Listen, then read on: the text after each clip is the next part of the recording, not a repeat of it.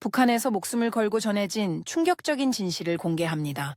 여러분의 구독과 좋아요가 침묵 속에 갇힌 수많은 우리 동포들에게 희망이 될 수 있습니다. 9시간. 그 시간이 지나면 여성 사형수의 몸에서 특별한 물질이 추출된다. 북한 최고 지도층의 건강을 위해. 두 손이 떨리는 것을 감출 수 없었습니다. 제12호 교화소 여성 사형수 관리실. 내 눈앞에 펼쳐진 비밀 문서의 내용은 5년간 내가 의문을 품었던 모든 것에 대한 끔찍한 답이었습니다. 하체 구속구 시간 규정은 단순한 형벌이 아닙니다. 극도의 공포와 스트레스 상태에서 여성의 몸이 생성하는 물질을 최대화하기 위한 계산된 고문입니다. 문서를 읽는 순간 내 귀에는 영희의 비명이 다시 들렸습니다. 지난달 사형 집행 전 하체를 특수 벨트로 묶은 후 9시간 동안 그녀가 겪었던 고통의 비명. 선생님, 왜 이러는 거죠? 차라리 지금 죽여주세요. 동료 간수가 한 번은 여성 사형수의 벨트를 느슨하게 풀어준 적이 있었습니다. 그 결과로 그녀는 6개월간 노동교화형을 받았죠. 그때는 이해할 수 없었습니다. 지금은 압니다.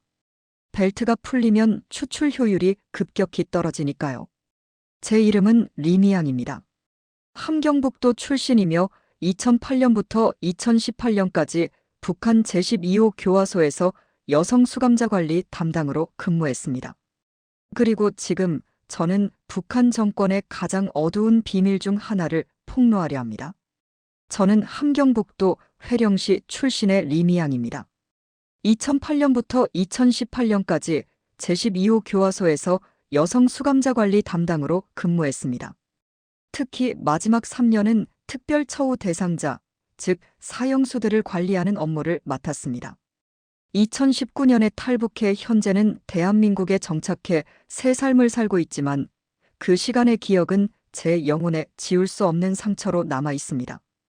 특히 여성 사형수들의 마지막 모습, 그 공포에 질린 눈빛이 밤마다 꿈에 나타납니다. 지금껏 제가 목격한 일들을 말하지 못했습니다. 두려웠고 부끄러웠으며 때로는 그것이 정말 일어났던 일인지 의심하기도 했습니다. 하지만 더 이상 침묵할 수 없습니다. 북한에서 여성 사형수들에게 행해지는 비인간적 처우, 특히 사형 집행 전 하체 구속구 시간 규정이라 불리는 잔혹한 관행에 대해 세상에 알려야 한다고 결심했습니다. 교화소 내에서 사형수 관리는 최고 기밀 사항이었습니다. 우리는 특별 교육을 받았고 엄격한 규정을 따라야 했습니다. 그 중에서도 가장 이해할 수 없었던 것이 여성 사형수들의 하체를 사형 집행 9시간 전부터 특수 벨트로 단단히 묶어두어야 한다는 규정이었습니다. 처음 이 임무를 맡았을 때 저는 단순히 도주 방지를 위한 것이라 생각했습니다. 그러나 시간이 지날수록 이 규정의 진짜 목적이 단순한 보안 조치가 아니라는 것을 깨닫게 되었습니다. 사형수 관리를 맡은 첫 해, 저는 감정을 배제하고 단지 명령을 수행하는 데 집중했습니다. 그것이 북한에서 살아남는 방법이었으니까요. 상관들은 늘 강조했습니다. 여성 사형수의 하체를 풀어주면 절대 안 된다. 어떤 이유로든 규정을 어기면 너도 처벌받을 것이다. 그 당시에는 그저 과도한 경고라고만 생각했습니다. 하지만 첫 사례를 직접 목격한 후 그 경고가 얼마나 현실적이었는지 깨달았습니다. 지금 이 이야기를 하는 것조차 온몸이 떨리고 식은땀이 흐릅니다. 하지만 세상은 북한 정권의 이 끔찍한 비밀을 알아야 합니다. 북한의 교도소 체계는 외부에 알려진 것보다 훨씬 복잡하고 엄격합니다. 특히 사형을 앞둔 수감자들은 일반 수감자와 완전히 분리되어 관리됩니다. 제12호 교화소에는 특별격리구역이 있었고 그곳에서 사형수들은 집행일을 기다렸습니다. 여성 사형수들은 주로 3가지 죄목으로 사형을 선고받았습니다. 첫째, 정치적 반역죄. 둘째, 한국 문화 유포나 종교활동 같은 이념적 범죄. 셋째, 인신매매나 살인 같은 중범죄입니다. 하지만 실제로는 단순히 중국으로 탈북하려다 체포된 여성들도 국가반역죄로 사형을 선고받는 경우가 많았습니다. 사형 집행은 보통 공개처형과 비공개처형 두 가지 방식으로 이루어집니다. 공개처형은 주민들에게 본보기를 보이기 위한 것이고, 비공개처형은 주로 정치범이나 특수사례에 적용됩니다. 제가 관리했던 여성 사형수들은 대부분 비공개 처형 대상이었습니다. 그들은 집행 전날 특별 독방으로 옮겨지고 그때부터 9시간 규정이 적용되었습니다. 이 규정에 따르면 여성 사형수는 집행 9시간 전부터 특수 제작된 가죽 벨트로 허리부터 발목까지 단단히 묶여야 했습니다. 벨트는 허벅지를 강하게 압박했고 혈액순환을 제한했습니다. 수감자들은 이 상태에서 화장실 사용도 금지되었고 어떤 이유로도 벨트를 느슨하게 하거나 풀어줄 수 없었습니다. 우리는 이 규정이 사형수의 존엄성 유지를 위한 것이라고 교육받았습니다. 당시에는 그 의미를 정확히 이해하지 못했습니다. 북한 당국은 이 규정을 어긴 간수들에게 가혹한 처벌을 내렸습니다. 제 동료 한 명은 한 여성 사형수가 심한 복통을 호소했을 때 잠시 벨트를 풀어준 것만으로 6개월간 노동 교화형을 받았습니다. 그런 엄격함 뒤에는 분명 단순한 규율 문제 이상의 무언가가 있었습니다. 그리고 시간이 지날수록 저는 그 무언가의 실체에 점점 가까워지고 있었습니다. 처음 제가 사형수 관리를 맡았을 때 저는 철저히 이념화된 간부였습니다. 수감자들은 단지 국가의 적이고 처벌받아 마땅한 범죄자일 뿐이었습니다. 그러나 한 사람 한 사람의 삶과 이야기를 들으면서 그들도 저와 같은 인간이라는 사실을 깨닫기 시작했습니다. 그 깨달음이 제 인생의 전환점이 되었습니다. 특히 2015년 봄, 제가 만난 한 여성 사형수는 제 인생을 완전히 바꿔놓았습니다. 2015년 3월 정치범으로 분류된 37세 여성 강선아가 우리 교화소로 이송되었습니다. 그녀는 중국과의 국경 지역에서 밀수 활동을 하다가 체포되었지만 조사 과정에서 한국 연락책과 접촉한 정황이 발견되어 정치범으로 재분류되었습니다. 외모는 평범했지만 그녀의 눈빛에는 특별한 강인함이 있었습니다. 저는 그녀를 처음 본 순간부터 이상하게 마음이 끌렸습니다. 강선아는 대부분의 사형수들과 달리 공포에 질려 있지 않았습니다. 오히려 평온하고 담담했습니다. 사형 선고를 받고도 그녀는 교화소 내에서 다른 수감자들을 돕고 때로는 간수들에게도 친절을 베풀었습니다. 처음에는 그런 그녀의 태도가 이해되지 않았지만 시간이 지날수록 저는 그녀에게서 인간의 존엄성이 무엇인지 배우게 되었습니다. 강선아의 사형 집행일이 다가오면서 저는 처음으로 9시간 규정의 의문을 품기 시작했습니다. 왜 여성 사형수들만 이런 특별한 구속을 받아야 하는가? 왜 다른 간수들은 이 규정에 대해 말하기를 꺼리는가? 그리고 무엇보다 이 규정이 어겨졌을 때 정말로 어떤 일이 일어나는가? 이 질문들은 제 마음속에서 점점 커져갔고 결국 저는 교화소의 비밀 문서를 훔쳐보는 위험한 행동을 하게 되었습니다. 그리고 그곳에서 발견한 진실은 제가 상상했던 것보다 훨씬 더 끔찍하고 충격적인 것이었습니다. 강선아의 사형이 집행되기 2일 전, 저는 그녀의 독방 감시를 맡았습니다. 그날 밤 그녀는 저에게 말했습니다. 선생님, 죽는 건 두렵지 않아요. 하지만 마지막 순간에 존엄을 잃는 것이 두려워요. 그 당시에는 그 말의 의미를 정확히 이해하지 못했지만 후에 모든 것이 명확해졌습니다. 강선아는 이미 9시간 규정의 진짜 목적을 알고 있었던 것입니다. 인간의 생명을, 특히 여성의 존엄성을 이렇게 모독하는 제도가 아직도 북한에서 계속되고 있다는 사실에 제 가슴은 찢어집니다. 이제 모든 진실을 말할 때가 왔습니다. 사형수들은 범죄자일지 모르지만 그들도 인간으로서의 기본적인 존엄을 지켜야 합니다. 제가 목격한 일들이 이 세상에 알려져 언젠가 북한의 교도소에서도 인권이 존중되는 날이 오기를 간절히 바랍니다. 북한의 형벌 체계는 겉으로 드러난 것보다 훨씬 더 잔혹하고 비인간적입니다. 법률상으로는 형법에 따라 처벌이 이루어지는 것처럼 보이지만 실제로는 많은 부분이 비공식적인 지침과 비밀 규정에 의해 운영됩니다. 사형은 최고 형벌로 공식적으로는 17개 죄목에 대해 적용될 수 있다고 하지만 실제로는 더 많은 경우에 자의적으로 선고됩니다. 특히 여성들의 경우 단순 탈북 시도나 한국 영상물 시청 같은 상대적으로 경미한, 다른 나라에서는 범죄로도 간주되지 않을 행위로도 사형을 당하는 경우가 많습니다. 여성 사형수에 대한 처우는 특히 잔인했습니다. 남성 사형수와 달리 여성들은 추가적인 특별 규정이 적용되었습니다. 그중 가장 악명 높은 것이 하체 구속 9시간 규정이었습니다. 이 규정에 따르면 여성 사형수는 집행 9시간 전부터 특수 벨트로 하체를 단단히 구속해야 했습니다. 이 벨트는 허리부터 발목까지 이어지며 특히 허벅지 부분을 강하게 압박했습니다. 처음 이 규정을 들었을 때 저는 단순히 사형수의 도주나 자해 방지를 위한 것이라고 생각했습니다. 그러나 교도소 내에서 몇 년간 근무하면서 이상한 점들을 발견하기 시작했습니다. 왜 하필 9시간인가?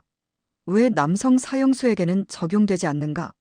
그리고 가장 의문이었던 것은 왜 이 규정을 어기면 간수들까지 중한 처벌을 받는가 하는 점이었습니다. 제가 사형수 관리를 맡게 된 것은 2015년 교화소 내에서 5년차 근무를 마치고 난 후였습니다. 당시 저는 충성심과 규율 준수로 상관들의 신임을 얻어 승진했고 새로운 임무를 부여받았습니다. 사형수 관리는 특수보안 허가가 필요한 직무였고 모든 간수가 맡을 수 있는 것이 아니었습니다. 첫 교육에서 담당 보위부원은 매우 엄격하게 규정을 설명했습니다. 여성 사형수의 하체 구속은 절대적이다. 어떤 이유로도 풀어주거나 느슨하게 해서는 안 된다. 이는 최고 지도자의 직접 지시사항이다. 그는 특히 이 규정이 여성 사형수의 존엄성 보존을 위한 것이라고 강조했지만 그 말이 어떤 의미인지는 설명하지 않았습니다. 함께 교육받은 동료 간수 중 한 명이 조심스럽게 질문했습니다. 만약 수감자가 심한 고통을 호소하면 어떻게 해야 합니까? 보위부원의 대답은 차갑고 명확했습니다. 그건 내 문제가 아니다. 규정은 어떤 상황에서도 지켜져야 한다. 너희의 임무는 단지 규정을 이행하는 것뿐이다. 교육 후 오래된 간수 한 명이 조용히 저에게 다가와 속삭였습니다. 이 규정을 어기면 어떤 일이 일어나는지 알고 싶지 않을 거야. 그냥 말 그대로 따르는 게 좋아. 그의 눈에는 공포가 서려 있었고 더 이상의 설명은 거부했습니다. 이 신비로운 경고는 제 호기심을 자극했지만 동시에 깊은 불안감도 심어주었습니다. 이론 교육 후에는 실습이 이어졌습니다. 실제 하체 구속 벨트를 착용시키는 방법, 적절한 압박 강도, 수감자 상태 점검 방법 등을 배웠습니다. 벨트는 특수 재질로 만들어져 있었고 잠금 장치는 특수 열쇠로만 열 수 있었습니다. 이 열쇠는 사형 집행 직전에만 보위부에서 전달받을 수 있었습니다. 교육 중에 우리는 여성 사형수의 신체 반응에 대한 특별한 주의사항도 들었습니다. 구속 후 6시간이 지나면 수감자는 극도의 불안과 초조함을 보일 수 있다. 이는 정상적인 반응이니 무시해도 된다. 이 설명은 마치 의학적 프로토콜처럼 들렸고 당시 저는 그것이 단순한 심리적 반응을 의미한다고 생각했습니다. 실제 근무를 시작하고 첫 여성 사형수를 담당하게 되었을 때 저는 교육받은 대로 엄격하게 규정을 따랐습니다. 처음에는 그저 또 하나의 업무일 뿐이라고 생각했지만 실제로 여성의 하체를 구속하고 그녀의 고통스러운 표정을 지켜보는 것은 생각보다 훨씬 충격적이었습니다.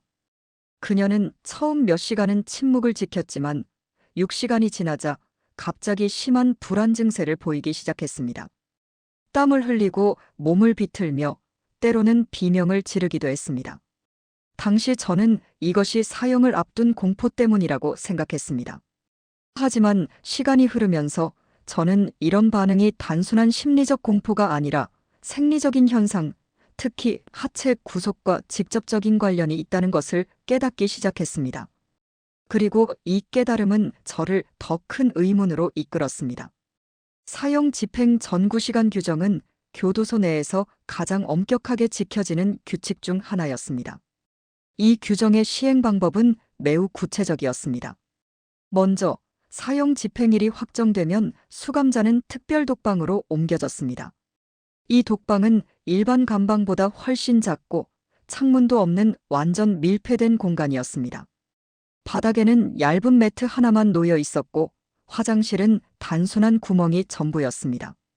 집행구 시간 전, 저와 같은 담당 간수는 특수구속 벨트를 가지고 독방에 들어갔습니다. 이 벨트는 일반 구속도구와 달랐습니다. 두꺼운 가죽으로 만들어졌고 허리부터 발목까지 이어지는 일체형이었습니다. 특히 하복부와 허벅지 부분에 추가적인 조임 장치가 있어 이 부위를 강하게 압박할 수 있었습니다. 구속 과정은 항상 2명의 간수가 함께 진행했습니다. 한 명은 수감자를 제압하고 다른 한 명이 벨트를 착용시켰습니다. 대부분의 수감자들은 이 시점에서 공포에 질려 있어 크게 저항하지 않았지만 간혹 격렬하게 반항하는 이들도 있었습니다. 그럴 때는 특수 진정제를 투여하기도 했습니다. 벨트 착용 후에는 반드시 조임 상태를 확인해야 했습니다. 규정에 따르면 손가락 하나도 들어갈 수 없을 정도로 단단히 조여야 했습니다. 이렇게 조이면 수감자는 거의 움직일 수 없게 되고 하체의 혈액순환은 심각하게 제한되었습니다. 그들은 이 상태로 9시간을 견뎌야 했습니다. 구속 후에는 정확히 1시간 간격으로 수감자의 상태를 확인해야 했습니다. 우리는 의식 상태, 호흡, 그리고 특별히 하체의 색 변화를 기록해야 했습니다. 처음에는 이것이 단순한 건강 체크라고 생각했지만 후에 이 기록이 다른 목적으로 사용된다는 것을 알게 되었습니다. 약 6시간이 지나면 대부분의 여성 수감자들은 심각한 변화를 보이기 시작했습니다. 일반적인 통증과 불편함을 넘어서 그들은 특수한 생리적 반응을 보였습니다. 극심한 하복부 경련, 과호흡, 때로는 의식 혼미까지 나타났습니다. 그러나 우리는 어떤 경우에도 벨트를 풀어주거나 느슨하게 할 수 없었습니다. 교도소 내에서는 이 규정에 대한 소문이 많았습니다. 다른 간수들은 하체를 묶지 않으면 여자들이 집행 직전에 자신의 몸을 더럽힌다고 말했습니다. 또 다른 이들은 이것은 고위 간부들의 지시로 사형수의 마지막 존엄성을 지키기 위한 것이라고 설명했습니다. 하지만 아무도 정확한 이유는 말하지 않았습니다. 한 번은 제 동료 김정임이 실수로 이 규정을 어긴 적이 있었습니다. 그녀가 담당하던 40대 여성 사형수가 너무 심한 고통을 호소해서 정임은 잠시 벨트를 느슨하게 해주었습니다. 그 결과는 충격적이었습니다. 수감자는 갑자기 심한 경련을 일으키며 비명을 질렀고 하체에서는 통제할 수 없는 신체 반응이 일어났습니다. 정임은 즉시 보고되었고 다음 날 교화소에서 사라졌습니다. 나중에 들은 바로는 그녀가 노동교화형을 선고받았다고 합니다. 이 사건 이후 저는 더욱 의문을 품기 시작했습니다. 왜 단순히 벨트를 느슨하게 하는 것만으로 그런 극단적인 반응이 일어났을까? 그리고 왜 당국은 이 규정 위반에 그토록 가혹하게 대응했을까? 이 의문들은 제가 결국 비밀 문서를 찾아보게 된 계기가 되었습니다. 또 다른 충격적인 점은 이 규정이 적용되는 동안 의료진의 개입이 철저히 금지되었다는 것입니다. 아무리 수감자가 심각한 상태에 빠져도 집행 직전까지는 어떤 의료 조치도 허용되지 않았습니다. 대신 우리는 그들의 상태 변화를 꼼꼼히 기록해야 했습니다. 마치 그들이 실험 대상인 것처럼 말입니다. 특히 기억에 남는 것은 한 20대 초반 여성 수감자였습니다. 그녀는 하체 구속 후 7시간쯤 되었을 때 갑자기 심한 발작을 일으켰습니다. 온몸이 떨리고 입에서 거품이 나왔습니다. 저는 본능적으로 의료진을 부르려 했지만 감독관은 차갑게 말했습니다. 규정대로 진행해. 그냥 상태만 기록해. 그 순간 저는 이 규정이 단순한 보안 조치가 아니라는 것을 확신하게 되었습니다. 이것은 무언가 다른, 더 어두운 목적이 있었습니다. 사형 집행 직전, 우리는 또 다른 특이한 지시를 받았습니다. 수감자의 하체 구속을 풀기 전에 특수 장비로 그들의 생체 신호를 측정해야 했습니다. 심박수, 혈압, 그리고 이상하게도 하복부 온도까지 말입니다. 이 데이터는 모두 기록되어 즉시 상부에 보고되었습니다. 사형 집행 자체보다 이 데이터가 더 중요한 것처럼 보였습니다. 이러한 경험들을 통해 저는 점점 더 이 규정이 단순한 형벌 절차가 아니라 체계적인 인체 실험의 일부라는 의심을 갖게 되었습니다. 북한 당국이 여성 사형수들의 신체를 이용해 무언가를 연구하고 있다는 생각이 들었습니다. 그리고 나중에 발견한 비밀 문서들은 이 끔찍한 의심을 확인시켜 주었습니다. 집행 후에도 의문은 계속되었습니다. 사형이 집행된 여성의 시신은 일반적인 처리 과정과 달랐습니다. 대부분의 사형수 시신은 가족에게 인도되거나 국가에 의해 화장되었지만 하체 구속 규정이 적용된 여성들의 시신은 특별 연구용이라는 명목으로 별도 처리되었습니다. 이 역시 제 의심을 더욱 깊게 만들었습니다. 제가 이 끔찍한 진실에 더 가까워질수록 마음속에서는 갈등이 커져갔습니다. 저는 충성스러운 당원이자 교화소 간수로서 임무를 수행해야 했지만 동시에 인간으로서 느끼는 양심의 가책은 점점 커져갔습니다. 그리고 이 갈등은 결국 제 인생을 완전히 바꿔놓게 되었습니다. 처음에는 저도 다른 간수들처럼 규정을 맹목적으로 따르며 감정을 억눌렀습니다. 이것은 국가의 법이다. 범죄자들은 이런 처벌을 받아 마땅하다. 나는 그저 명령을 따를 뿐이다라고 스스로 설득했습니다. 그러나 매번 여성 사형수들의 고통을 목격할 때마다 제 내면에서는 무언가가 무너져 내리고 있었습니다. 특히 강선아를 담당하게 되면서 저의 내적 갈등은 절정에 달했습니다. 그녀는 다른 사형수들과 달랐습니다. 비록 극도의 고통 속에서도 그녀는 존엄을 잃지 않았습니다. 하체 구속 후 7시간쯤 되었을 때 심한 고통에도 불구하고 그녀는 저에게 말했습니다. 선생님, 당신도 알고 있죠? 이게 왜 그런지. 그 순간 저는 눈을 마주칠 수 없었습니다. 그날 밤 사형 집행을 앞두고 저는 처음으로 심각한 양심의 위기를 경험했습니다. 이것이 정말 정의인가? 어떤 범죄가 이런 비인간적 처우를 정당화할 수 있는가? 북한에서 이런 의문을 품는 것은 그 자체로 위험한 일이었지만 저는 더 이상 진실에서 눈을 돌릴 수 없었습니다. 다음 날 아침 저는 용기를 내어 상관에게 질문했습니다. 왜 하필 9시간인가요? 왜 여성에게만 이런 규정이 있나요? 그의 반응은 예상대로였습니다. 차가운 눈빛으로 저를 바라보며 말했습니다. 그건 내가 알 필요 없는 일이다. 명령을 따르는 것만이 너의 임무다. 그러나 그의 눈에서 저는 무언가 불안한 기색을 감지했습니다.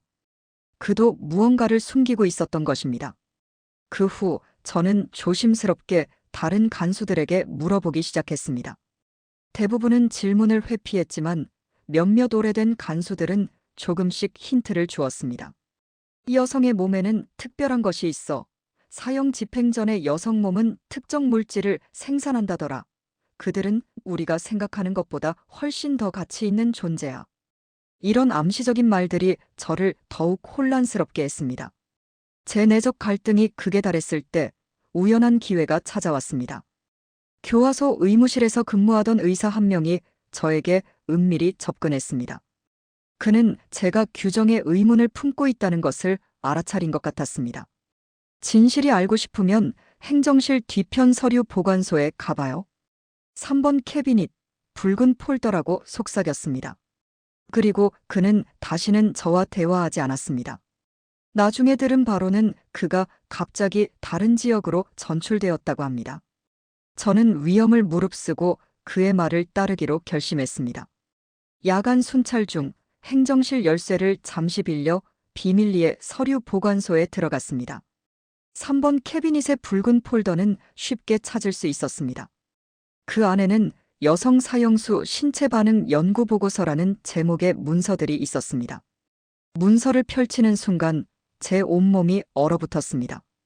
거기에는 여성 사형수들의 하체 구속이 단순한 형벌이 아니라 체계적인 인체 실험의 일환이라는 사실이 적혀 있었습니다. 그 시간의 하체 압박은 여성의 신체에서 특정 호르몬과 화학 물질의 생성을 극대화하기 위한 것이었습니다. 그리고 사용 직전 이 물질들은 채취되어 특별 연구와 고위 간부 치료용으로 사용된다는 내용이었습니다. 이 발견은 제 영혼에 깊은 상처를 남겼습니다. 그동안 제가 맹목적으로 따랐던 규정이 실은 여성의 몸을 실험 대상으로 취급하는 비인간적 제도였던 것입니다. 그 순간 저는 더 이상 이 시스템의 일부가 될 수 없다고 결심했습니다. 그러나 북한에서 이런 생각은 그 자체로 사형에 해당하는 반역이었습니다. 며칠 동안 저는 극심한 내적 갈등에 시달렸습니다. 계속 침묵하고 규정을 따르며 살 것인가? 아니면 위험을 무릅쓰고 행동할 것인가? 결국 강선아의 사형 집행을 목격한 후 저는 결단을 내렸습니다. 어떤 대가를 치르더라도 이 끔찍한 비밀을 세상에 알려야 했습니다. 그리고 그것은 제가 북한을 탈출하기로 결심한 첫 번째 순간이었습니다. 2015년 봄, 우리 교화소에 한 여성이 들어왔습니다. 그녀의 이름은 박미선, 29세였고 중국과의 국경에서 탈출을 시도하다 체포되었습니다. 미선의 경우는 특별했습니다. 그녀는 단순히 탈북을 시도한 것만으로 사형을 선고받았는데 이는 일반적인 경우보다 훨씬 가혹한 처벌이었습니다. 나중에 알게 된 사실이지만 그녀는 북한 고위 간부의 비리를 알고 있었고 이것이 그녀에게 사형이 선고된 진짜 이유였습니다. 미선과의 첫 만남은 평범했습니다. 그녀는 다른 수감자들처럼 두려움에 떨고 있었지만 그녀의 눈에는 특별한 지성과 결의가 보였습니다. 보통 사형수들은 체포 과정에서 심한 고문을 당해 육체적으로 쇠약해져 있는 경우가 많았지만 미선은 상대적으로 건강한 상태였습니다. 며칠 동안 저는 규정대로 미선을 감시했습니다. 그런데 어느 날 다른 간수들이 자리를 비운 사이 그녀가 갑자기 저에게 말을 걸었습니다. 선생님, 당신은 다른 간수들과 다른 것 같아요. 눈에서 연민이 보여요. 저는 놀랐지만 본능적으로 경계를 늦추지 않았습니다. 북한에서는 이런 대화 자체가 함정일 수 있었기 때문입니다. 그러나 미선은 계속해서 저에게 말을 걸었고 점차 우리 사이에는 조심스러운 신뢰가 형성되었습니다. 그녀는 자신의 이야기를 들려주었습니다. 평양 출신의 특권층 가정에서 태어났지만 대학에서 역사를 공부하면서 북한 체제의 모순을 깨닫게 되었다고 합니다. 그녀의 아버지는 당 간부였고 그녀 자신도 좋은 직장과 미래가 보장되어 있었지만 양심이 그것을 허락하지 않았다고 했습니다. 미선과의 대화는 저에게 큰 영향을 미쳤습니다. 그녀는 북한 외부의 세계, 자유와 인권의 개념, 그리고 우리가 살고 있는 체제의 실상에 대해 말해주었습니다. 이런 이야기는 제가 평생 들어본 적 없는 것들이었고 저의 세계관을 근본적으로 흔들어 놓았습니다. 어느 날 미선은 더 위험한 주제를 꺼냈습니다. 선생님, 여성 사형수들에게 행해지는 특별 규정에 대해 알고 계신가요? 저는 경직되었지만 그녀는 계속했습니다. 그것은 단순한 형벌이 아니에요. 그들은 우리의 몸을 실험하고 있어요. 미선은 평양의 특권층 가정 출신이었기 때문에 일반인들은 모르는 정보에 접근할 수 있었던 것입니다. 미선의 말은 제가 발견한 비밀 문서의 내용과 일치했습니다. 그녀에 따르면 여성 사형수의 하체를 9시간 동안 압박하는 것은 특정 호르몬과 단백질의 생성을 극대화하기 위한 것이었습니다. 이 물질들은 사형 직전에 채취되어 북한 최고 위층의 특별 치료에 사용된다고 했습니다. 특히 항노화와 면역 강화 효과가 있다는 것이었습니다. 처음에는 이것이 단순한 소문이라고 생각했지만 미선은 구체적인 증거와 정보를 가지고 있었습니다. 그녀는 자신의 아버지로부터 우연히 이 사실을 들었고 이 끔찍한 진실을 세상에 알리기 위해 탈북을 시도했다고 했습니다. 그리고 그 때문에 그녀는 단순 탈북자보다 훨씬 위험한 인물로 분류되어 신속한 사형을 선고받은 것이었습니다. 미선과의 대화는 저에게 엄청난 충격이었습니다. 그동안 제가 참여해온 일이 단순한 형벌 집행이 아니라 인간을 실험 대상으로 취급하는 비인도적 행위였다는 것을 완전히 깨닫게 되었습니다. 이 깨달음은 제 양심을 더욱 강하게 자극했고 미선을 어떻게든 도와야 한다는 생각이 들었습니다. 그러나 현실은 냉혹했습니다. 사형 집행일이 다가오고 저는 규정에 따라 미선의 하체를 구속해야 했습니다. 그 순간 저는 평생 처음으로 명령을 거부할 생각을 했습니다. 하지만 그것은 저 자신과 제 가족의 죽음을 의미했습니다. 북한에서 규정 위반은 용서받을 수 없는 죄였으니까요. 결국 저는 고통스럽게도 규정을 따랐습니다. 미선의 하체를 구속하는 순간 그녀의 눈에서 볼 수 있었던 이해와 연민은 제 가슴을 더욱 아프게 했습니다. 그녀는 저를 원망하지 않았습니다. 오히려 당신도 시스템의 희생자예요 라고 말했습니다. 미선의 사형이 집행되는 날 저는 인생에서 가장 큰 수치심과 양심의 가책을 느꼈습니다. 그리고 그날 저는 결심했습니다. 언젠가는 이 교화소를 떠나 미선과 다른 모든 여성 사형수들이 겪은 끔찍한 진실을 세상에 알리겠다고. 그것은 위험한 결심이었지만 더 이상 이 잔인한 시스템의 일부로 남아있을 수 없었습니다. 미선의 사형 이후 저는 조금씩 정보를 모으기 시작했습니다. 교화소 기록, 의료 보고서, 그리고 다른 간수들의 이야기까지. 모든 정보는 미선의 말이 사실이었음을 확인해 주었습니다. 북한 정권은 정말로 여성 사형수들의 몸을 이용해 끔찍한 실험을 하고 있었습니다. 그리고 저는 그것을 돕고 있었던 것입니다. 이 깨달음은 제 영혼에 깊은 상처를 남겼지만 동시에 새로운 목표를 주었습니다. 미선의 희생이 헛되지 않게 저는 이 진실을 반드시 세상에 알리겠다고 다짐했습니다. 그리고 그것은 제가 북한을 탈출하기로 결심한 결정적 순간이었습니다. 그날 밤은 제 인생의 전환점이었습니다. 미선의 사형 집행 후 저는 교도소 행정실에 숨어들어 더 많은 비밀 문서를 찾아보기로 결심했습니다. 야간 근무 중이었기에 다른 간수들의 시선을 피하는 것은 어렵지 않았습니다. 행정실 열쇠는 당직 책임자가 가지고 있었지만 저는 이미 그가 자정 무렵에 졸곤한다는 사실을 알고 있었습니다. 계획대로 자정이 지나자 당직 책임자는 깊은 잠에 빠졌고 저는 조용히 그의 책상에서 열쇠를 가져왔습니다. 심장이 터질 듯이 뛰었지만 더 이상 뒤로 물러설 수 없었습니다. 행정실에 들어선 저는 바로 문서 보관소로 향했습니다. 이번에는 단순히 붉은 폴더만이 아니라 여성 사형수 특별처우 관련 모든 문서를 찾고자 했습니다. 서류함을 뒤지던 중 저는 최고 기밀 여성 수감자 신체 연구 프로젝트라는 제목의 두꺼운 파일을 발견했습니다. 떨리는 손으로 그것을 펼쳤을 때 저는 지금까지 알고 있던 것보다 훨씬 더 끔찍한 진실과 마주하게 되었습니다. 문서에 따르면 이 연구 프로젝트는 1990년대 초반부터 시작되었다고 합니다. 당시 북한은 심각한 경제난에 시달리던 고난의 행군 시기였고 최고위층의 건강 유지가 국가적 과제로 떠올랐습니다. 그리고 어떤 의학자가 극도의 스트레스 상황에 놓인 여성의 신체에서 특정 물질이 생성된다는 사실을 발견했습니다. 이 물질은 놀라운 면역 강화 및 항노화 효과가 있었고 이것이 하체 구속구 시간 규정의 시작이었습니다. 더 충격적인 것은 이 프로젝트가 단순한 실험 단계를 넘어 체계적인 생산 시스템으로 발전했다는 점이었습니다. 문서에는 연도별 채취량과 효능 분석 결과가 상세히 기록되어 있었습니다. 심지어 여성의 나이, 체중, 건강 상태에 따른 생산성 차이까지 분석되어 있었습니다. 인간을 마치 실험용 동물처럼 취급하는 냉혹함에 저는 경악을 금치 못했습니다.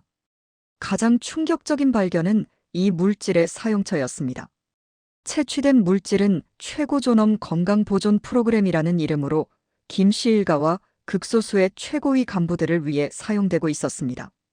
특히 면역력 강화, 노화 방지, 심지어 특정 질병 치료에도 효과가 있다고 기록되어 있었습니다.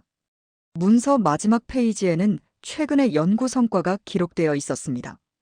하체 구속 시간과 압박 강도를 정밀하게 조절함으로써 물질의 생성량을 최대화하는 방법을 발견했다는 내용이었습니다. 그리고 그 최적의 시간이 바로 9시간이었던 것입니다. 저는 이 순간 모든 퍼즐 조각이 맞춰지는 느낌이었습니다. 우리가 엄격히 지켜야 했던 9시간 규정, 정확한 압박 강도, 그리고 수감자의 상태를 시간대별로 기록해야 했던 이유, 모든 것이 이 끔찍한 연구를 위한 것이었습니다. 문서를 읽어내려가며 저는 점점 더 깊은 공포와 혐오감에 사로잡혔습니다.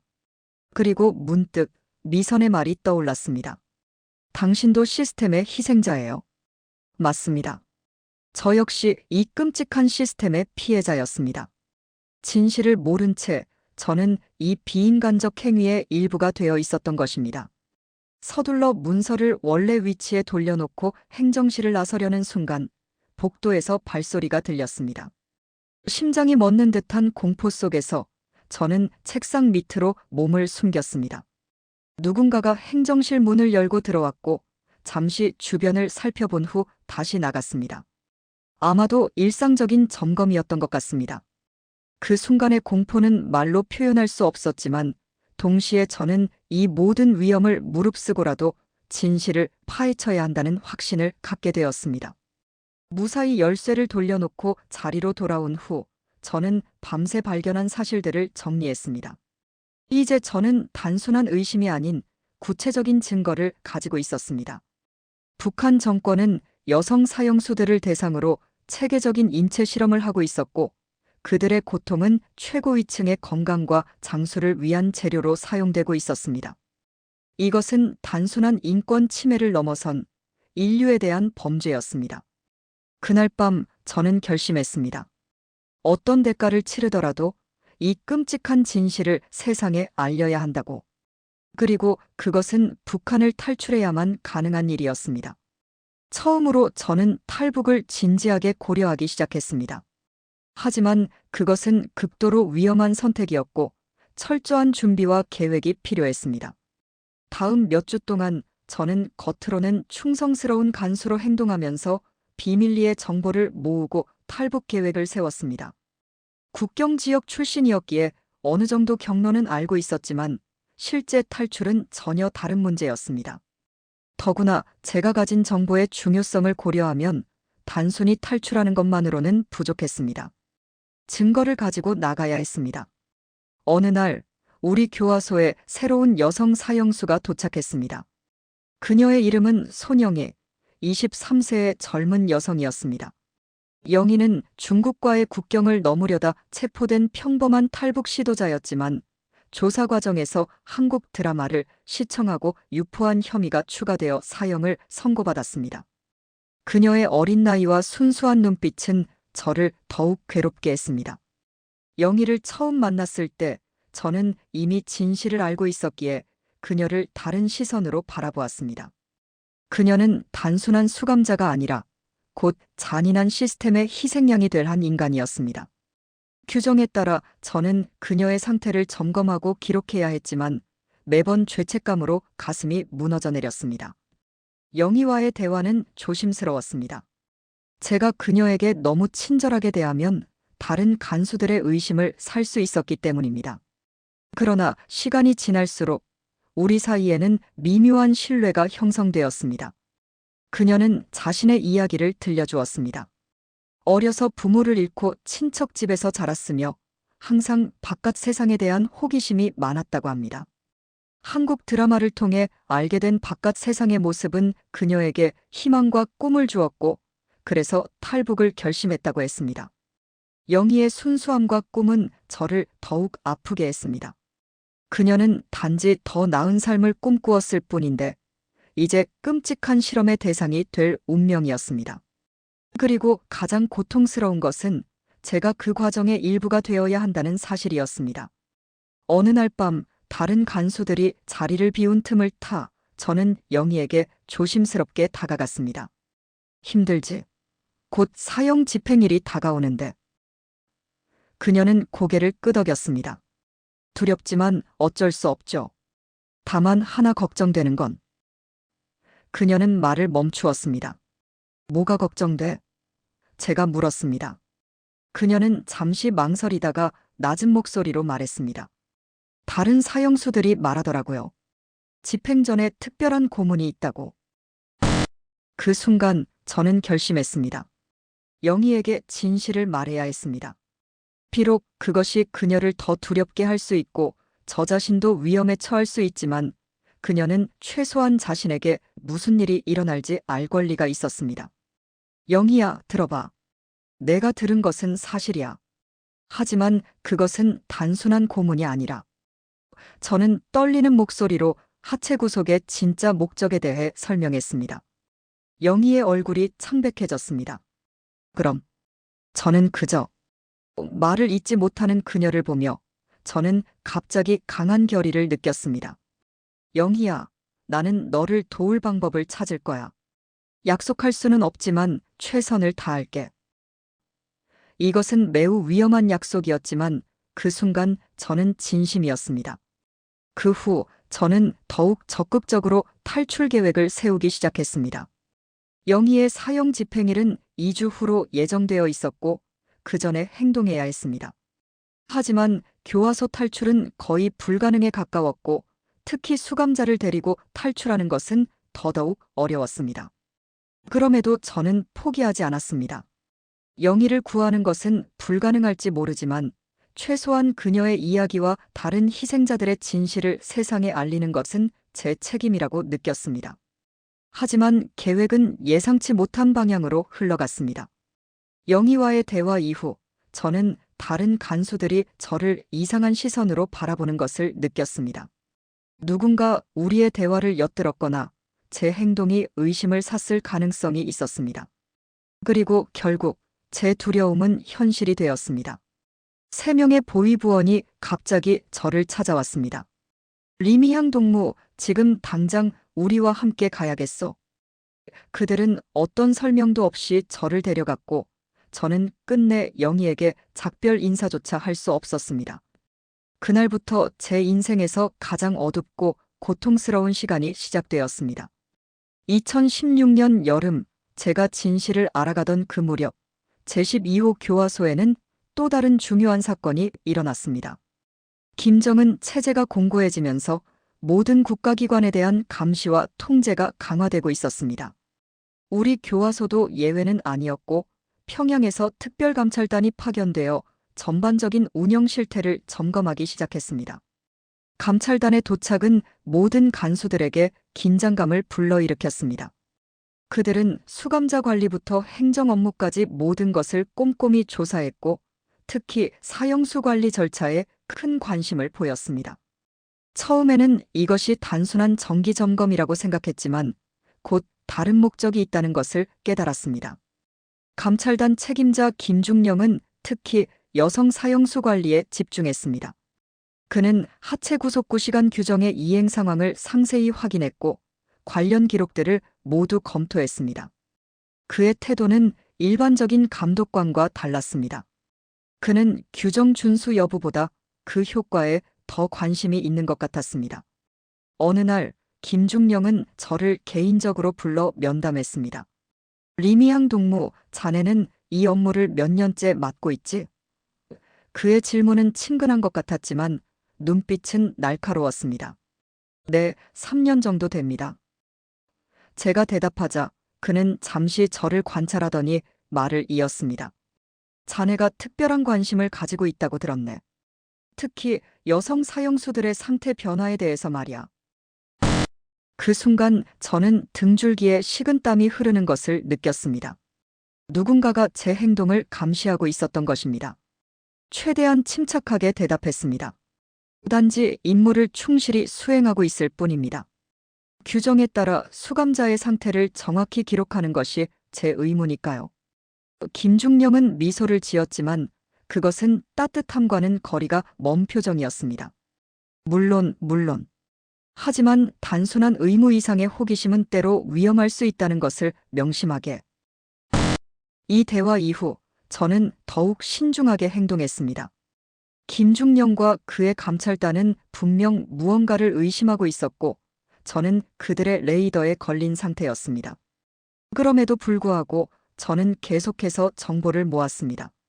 교화소 의료실에서 근무하던 한 간호사와 조심스럽게 관계를 맺으며 여성 사형수들의 신체 반응에 대한 더 자세한 정보를 얻었습니다. 그녀에 따르면 하체 구속 후 대략 6시간이 지나면 여성의 신체에서는 특수한 생리적 변화가 일어납니다.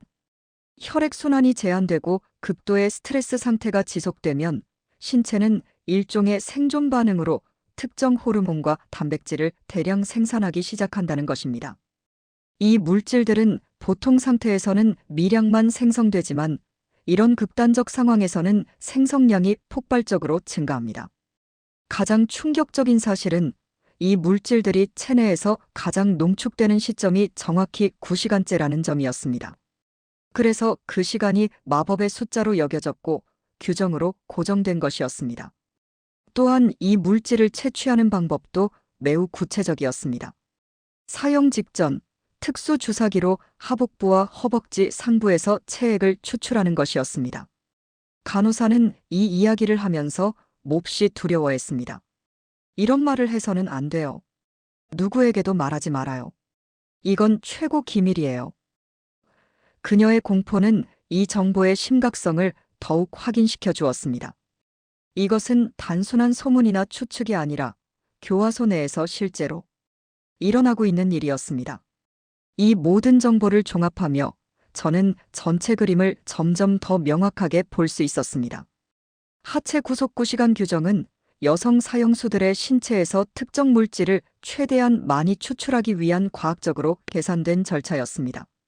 그리고 이 물질은 북한 최고 위층의 건강 유지와 장수를 위해 사용되고 있었습니다.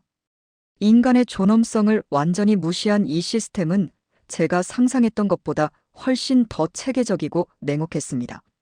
감찰단의 압박이 계속되는 가운데 저는 어떻게든 이 정보를 외부로 전달해야 한다는 절박함을 느꼈습니다. 하지만 북한에서 특히 교화소라는 고립된 환경에서 그것은 거의 불가능한 일처럼 보였습니다. 그럼에도 저는 포기하지 않고 기회를 찾아 계속 정보를 수집했습니다. 이 끔찍한 진실이 언젠가는 반드시 세상에 알려져야 한다고 믿었기 때문입니다. 어느 날 감찰단은 갑자기 영희의 사형 집행을 앞당기기로 결정했습니다. 원래 계획보다 일주일이나 빠른 날짜였습니다. 이유는 명확했습니다. 그들은 제가 영희에게 특별한 관심을 보인다는 것을 알았고 우리의 관계를 차단하고자 했던 것입니다. 이 결정은 저를 극도의 절망에 빠뜨렸습니다. 영희를 구할 시간이 더욱 줄어든 것입니다. 사형 집행 전날 밤 저는 마지막으로 영희를 만났습니다. 다른 간수의 감시 하에 있었기 때문에 많은 말을 할 수는 없었습니다. 하지만 우리의 눈빛은 모든 것을 말해주었습니다. 영희의 눈에는 공포와 함께 이상하게도 평온함이 깃들어 있었습니다. 선생님, 걱정 마세요. 저는 괜찮을 거예요. 그녀의 마지막 말은 오히려 저를 위로하는 것 같았습니다. 다음 날 아침, 저는 규정에 따라 영희의 하체를 구속해야 했습니다. 평생 잊지 못할 그 순간, 저는 처음으로 규정을 어길 생각을 했습니다. 조금만 느슨하게 해주면 어떨까? 그녀의 고통을 조금이라도 줄여줄 수 있지 않을까? 하지만 감찰단의 감시는 철저했고 다른 간수도 함께 있었기 때문에 그럴 수 없었습니다. 떨리는 손으로 벨트를 조이면서 저는 영희에게 속삭였습니다. 미안해, 정말 미안해. 영희는 그저 약하게 미소 지을 뿐이었습니다. 영희의 사형이 집행된 그날은 제 인생에서 가장 어두운 날 중 하나였습니다. 저는 마지막 순간까지 그녀와 함께 있어야 했고 모든 과정을 목격해야 했습니다. 사형 직전 보위부 의료진이 들어와 특수주사기로 그녀의 하복부와 허벅지에서 체액을 추출하는 모습을 지켜보면서 저는 극도의 분노와 무력감을 느꼈습니다. 그것은 단순한 의료 절차가 아니라 인간의 존엄성을 완전히 파괴하는 잔인한 행위였습니다. 영희가 떠난 후 저는 감정적 붕괴 상태에 빠졌습니다. 더 이상 이 시스템의 일부로 남아있을 수 없다는 것을 깨달았고 어떤 대가를 치르더라도 탈출해야 한다고 결심했습니다. 하지만 그 결심을 실행에 옮기기 전에 예상치 못한 일이 벌어졌습니다. 감찰단의 보고에 따라 저는 사상적 불안정과 임무태만의 혐의로 조사를 받게 되었습니다. 교화소 내 조사실에서 저는 일주일 동안 거의 쉬지 못하고 신문을 받았습니다. 여성 사형수들에 대한 제 관심, 행정실 침입 여부, 다른 직원들과의 대화 내용, 모든 것이 조사 대상이었습니다. 저는 최대한 부인하고 변명했지만 그들은 이미 많은 증거를 확보한 상태였습니다. 특히 영희와의 대화가 녹음되어 있었고 그것은 제가 국가기밀을 누설했다는 결정적 증거로 사용되었습니다. 신문 중 한 보위부원이 차갑게 말했습니다. 리미향, 너는 국가의 중대한 기밀을 알게 되었고 그것을 수감자에게 누설했어. 이것은 단순한 규율 위반이 아니라 국가반역죄에 해당한다. 그 순간 저는 제 운명이 결정되었음을 깨달았습니다. 저 역시 사형을 면하기 어려울 것이었습니다. 하지만 놀랍게도 최종 결정은 사형이 아니었습니다. 그 대신 저는 재교육을 위해 다른 지역의 노동교화소로 이송되기로 결정되었습니다. 나중에 알게 된 사실이지만 이는 제가 알고 있는 정보가 너무 민감했기 때문에 공개 사형보다는 조용히 처리하고자 하는 의도였습니다. 어쨌든 저에게는 기회가 생긴 셈이었습니다. 이송 과정에서 저는 마지막 도박을 시도하기로 결심했습니다. 교화소를 떠나는 날, 저는 몰래 작은 메모를 준비했습니다. 그곳에는 제가 알게 된 모든 정보의 요약과 함께 미선, 영희, 그리고 다른 희생자들의 이름을 적어 놓았습니다. 그리고 이송 도중 경비대원이 잠시 주의를 돌린 순간 저는 그 메모를 함경북도의 한 시장 근처에 하체 구속구 시간 규정이 여성 사형수들의 신체에 미치는 영향은 표면적으로 보이는 것보다 훨씬 복잡하고 잔인합니다. 제가 교화소에서 근무하며 직접 목격하고 나중에 비밀 문서를 통해 확인한 내용을 구체적으로 설명하고자 합니다. 이 설명이 다소 충격적일 수 있지만 이는 북한에서 벌어지고 있는 인권 유린의 실상을 알리기 위해 반드시 필요한 증언입니다. 먼저 하체 구속 벨트가 어떻게 여성의 신체에 영향을 미치는지 설명하겠습니다. 이 벨트는 허리부터 발목까지 단단히 조여지며 특히 하복부, 서해부사타군이 대퇴부 허벅지를 강하게 압박합니다. 이 부위에는 주요 혈관과 림프관이 분포하고 있어 장시간 압박 시 심각한 혈액순환 장애가 발생합니다. 구속 후 약 2시간이 지나면 수감자들은 하체의 감각 이상과 저림을 호소하기 시작합니다. 이것은 단순한 불편함이 아니라 신경 손상의 초기 징후입니다. 약 4시간이 지나면 더 심각한 증상이 나타납니다. 하체가 창백해지고 차가워지며 때로는 보라색이나 청색으로 변하기도 합니다. 이는 조직 저산소증의 징후로 장기간 지속될 경우 조직 괴사까지 일어날 수 있는 위험한 상태입니다. 그러나 교도소 지침은 명확했습니다. 어떤 상황에서도 벨트를 느슨하게 하거나 제거해선 안 된다. 그런데 약 6시간 지점에서 가장 충격적인 변화가 시작됩니다.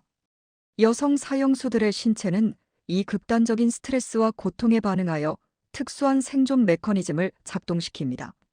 의학적으로는 급성 스트레스 반응과 유사하지만 일반적인 스트레스 반응보다 훨씬 더 극단적인 형태입니다.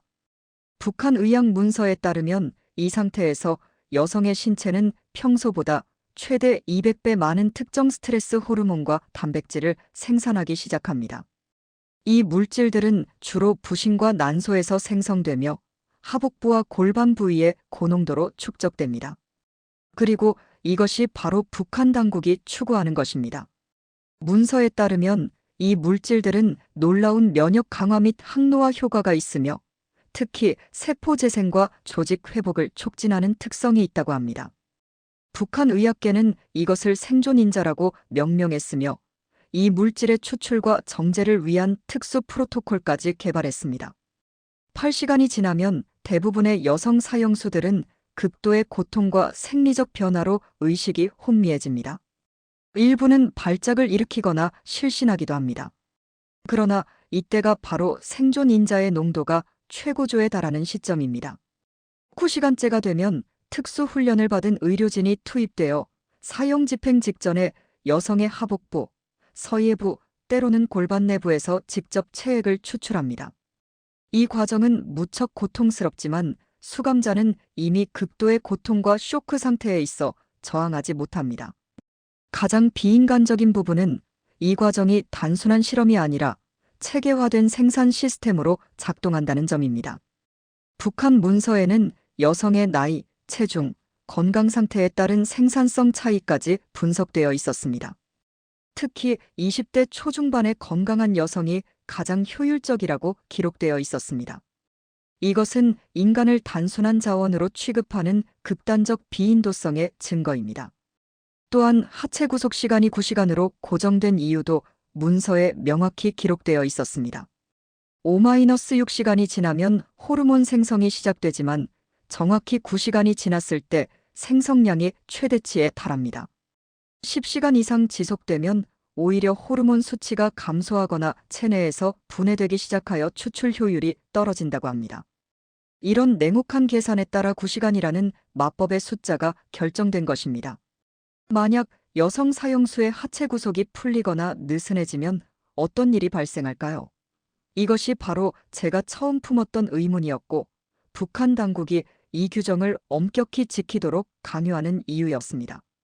비밀 문서와 제가 직접 목격한 사건을 통해 그 충격적인 답을 알게 되었습니다.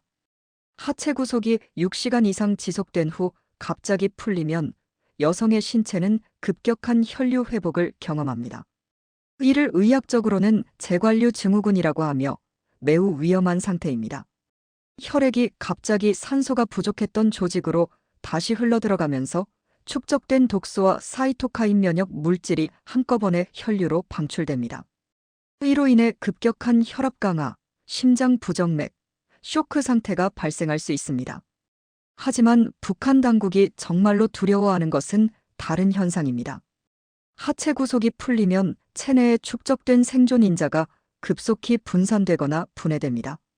이렇게 되면 사형 직전 추출 과정에서 얻을 수 있는 물질의 양이 크게 감소하여 연구의 효율성이 떨어지게 됩니다. 또한 급격한 혈류 회복으로 인한 쇼크 상태는 때로 사형 집행 전에 수감자의 사망을 초래할 수 있으며 이 경우 물질 추출 자체가 불가능해집니다. 제가 직접 목격한 사례로는 한 여성 사형수가 구속 7시간 차에 심한 통증을 호소하자 동료 간수가 잠시 벨트를 느슨하게 해준 일이 있었습니다. 그 결과는 충격적이었습니다. 수감자는 갑자기 심한 경련을 일으키며 비명을 질렀고 얼굴이 창백해지더니 거품을 물고 쓰러졌습니다. 하체에서는 통제할 수 없는 신체 반응이 일어났고 의료진이 투입되었지만 그녀는 결국 사형 집행 전에 사망했습니다. 이 사건 후 동료 간수는 규정 위반으로 처벌받았고 모든 간수들에게 다시 한번 규정의 중요성이 강조되었습니다. 가장 충격적인 것은 여성 사형수들의 신체에서 추출한 이 물질의 용도였습니다.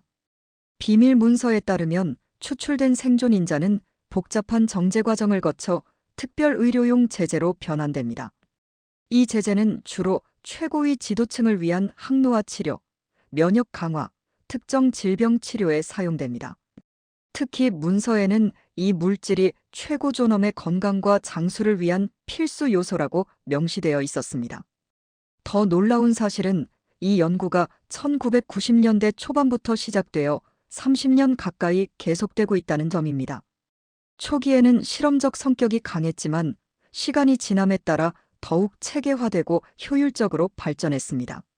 매년 수십 명의 여성 사형수들이 이 잔인한 시스템의 희생양이 되고 있으며 그들의 고통은 북한 최고위층의 건강과 장수를 위한 재료로 사용되고 있습니다. 이것은 단순한 인권 침해를 넘어선 반인도적 범죄입니다. 인간의 존엄성을 완전히 무시하고 한 사람의 생명을 다른 사람의 건강을 위한 도구로 전락시키는 이 시스템은 어떤 이유로도 정당화될 수 없습니다. 제가 이 끔찍한 진실을 알게 된 후 더 이상 침묵할 수 없었던 이유가 바로 이것입니다. 보위부의 신문을 받은 지 일주일 만에 저는 함경남도의 한 노동교화소로 이송되었습니다. 저를 호송하는 경비대원들은 제가 국가기밀을 누설한 정치범이라는 것을 알고 있었고, 그래서 더욱 경계했습니다. 이송 차량 안에서 저는 완전히 수갑과 족쇄에 묶인 채로 있었고, 어떤 대화도 허용되지 않았습니다. 하지만 그들도 알지 못했던 것은 제가 이미 탈출 계획을 세우고 있었다는 사실입니다. 교화소에서 근무하며 저는 이송 경로와 보안 절차에 대해 잘 알고 있었고, 이 지식은 제게 작은 희망이 되었습니다. 우리가 청진시 외곽을 지날 때 저는 잠시 차량이 감속하는 틈을 노렸습니다. 그곳은 제가 알고 있던 검문소 지점이었고, 차량이 거의 정지하다시피 할 것이라고 예상했습니다. 제 예상대로 차량이 크게 감속하자 저는 갑자기 심한 복통을 호소했습니다. 아파요. 화장실에 가야 해요. 경비대원들은 처음에는 무시했지만 제가 계속해서 신음하며 구토하는 척하자 마지못해 차를 세웠습니다. 한 경비대원이 제 수갑을 풀고 저를 근처 숲으로 데려가는 순간 저는 모든 힘을 다해 그를 밀쳤습니다. 그가 균형을 잃고 넘어지는 짧은 순간 저는 숲속으로 뛰어들었습니다. 총소리가 울렸지만 다행히 어둠과 나무들이 저를 보호해 주었습니다.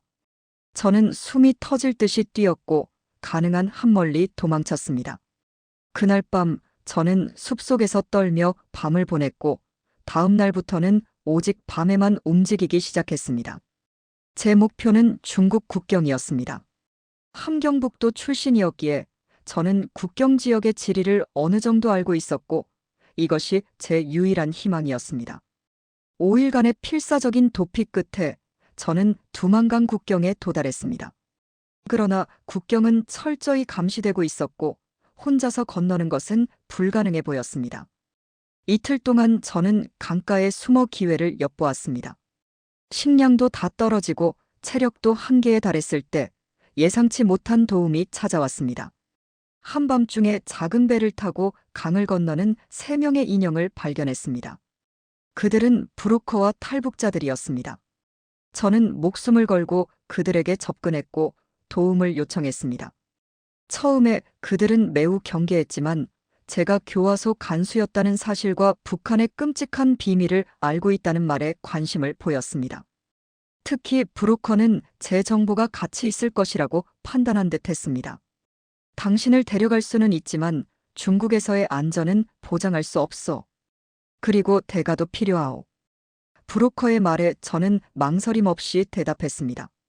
제가 가진 정보가 제 목숨값이 될 것입니다. 저는 북한에서 벌어지고 있는 끔찍한 인권 유린의 증인입니다. 그는 잠시 저를 관찰하더니 마지못해 고개를 끄덕였습니다. 그날 밤 저는 작은 고무보트를 타고 두만강을 건넜습니다.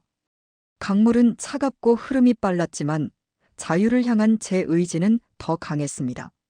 중국 땅을 밟는 순간 저는 울음을 참을 수 없었습니다. 그것은 안도감, 공포, 그리고 앞으로 닥칠 불확실한 미래에 대한 복잡한 감정이었습니다. 중국에서의 시간은 또 다른 악몽이었습니다. 브로커는 저를 연변 지역의 한 농가에 숨겨주었지만 그 대가로 저는 거의 노예와 다름없는 생활을 해야 했습니다. 중국 공안에 체포될 위험이 항상 있었고 북한으로 강제 송환되면 이번에는 확실히 처형될 것이 분명했습니다. 6개월 동안 저는 극도의 공포와 불안 속에서 살았습니다. 그러던 중 또 다른 기회가 찾아왔습니다. 한국의 인권단체와 연결된 선교사 한 명이 이 지역을 방문했고 브로커를 통해 저의 존재를 알게 되었습니다. 그는 제가 가진 정보의 중요성을 즉시 깨달았고 저를 안전하게 한국으로 데려가기 위한 계획을 세웠습니다. 그 계획은 매우 위험했습니다. 중국에서 태국까지 육로로 이동한 후 방콕의 한국 대사관에 보호를 요청하는 것이었습니다. 여정은 한 달 넘게 걸렸고 매 순간이 위험과 공포의 연속이었습니다. 국경을 넘을 때마다 저는 체포되어 북한으로 송환될까봐 떨었습니다. 하지만 선교사와 그의 네트워크의 도움으로 저는 마침내 태국에 도착할 수 있었습니다. 방콕에서 저는 한국 대사관에 보호를 요청했고 제가 북한 교화소의 전직 간수이며 중요한 정보를 가지고 있다고 말했습니다. 대사관 직원들은 처음에는 의심스러워했지만 제가 상세히 설명한 교화소 시스템과 여성 사형수들에 대한 처우는 그들의 관심을 끌기에 충분했습니다.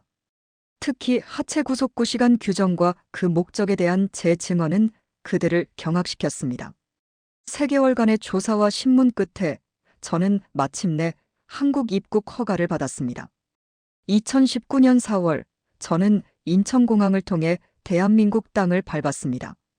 그것은 제 인생에서 가장 감격스러운 순간 중 하나였지만 동시에 새로운 도전의 시작이기도 했습니다. 한국에 도착한 후 저는 국가정보원과 통일부의 조사를 받았습니다. 그들은 제 신원과 증언의 신빙성을 철저히 검증했습니다. 저는 모든 것을 솔직하게 이야기했습니다.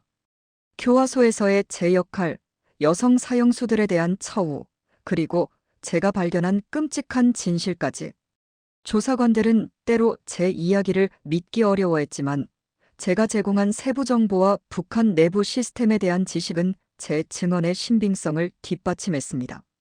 조사가 끝난 후 저는 하나원에서 3개월간의 적응 교육을 받았습니다. 그곳에서 저는 한국 사회와 문화, 경제 시스템에 대해 배우고 새로운 삶을 준비했습니다.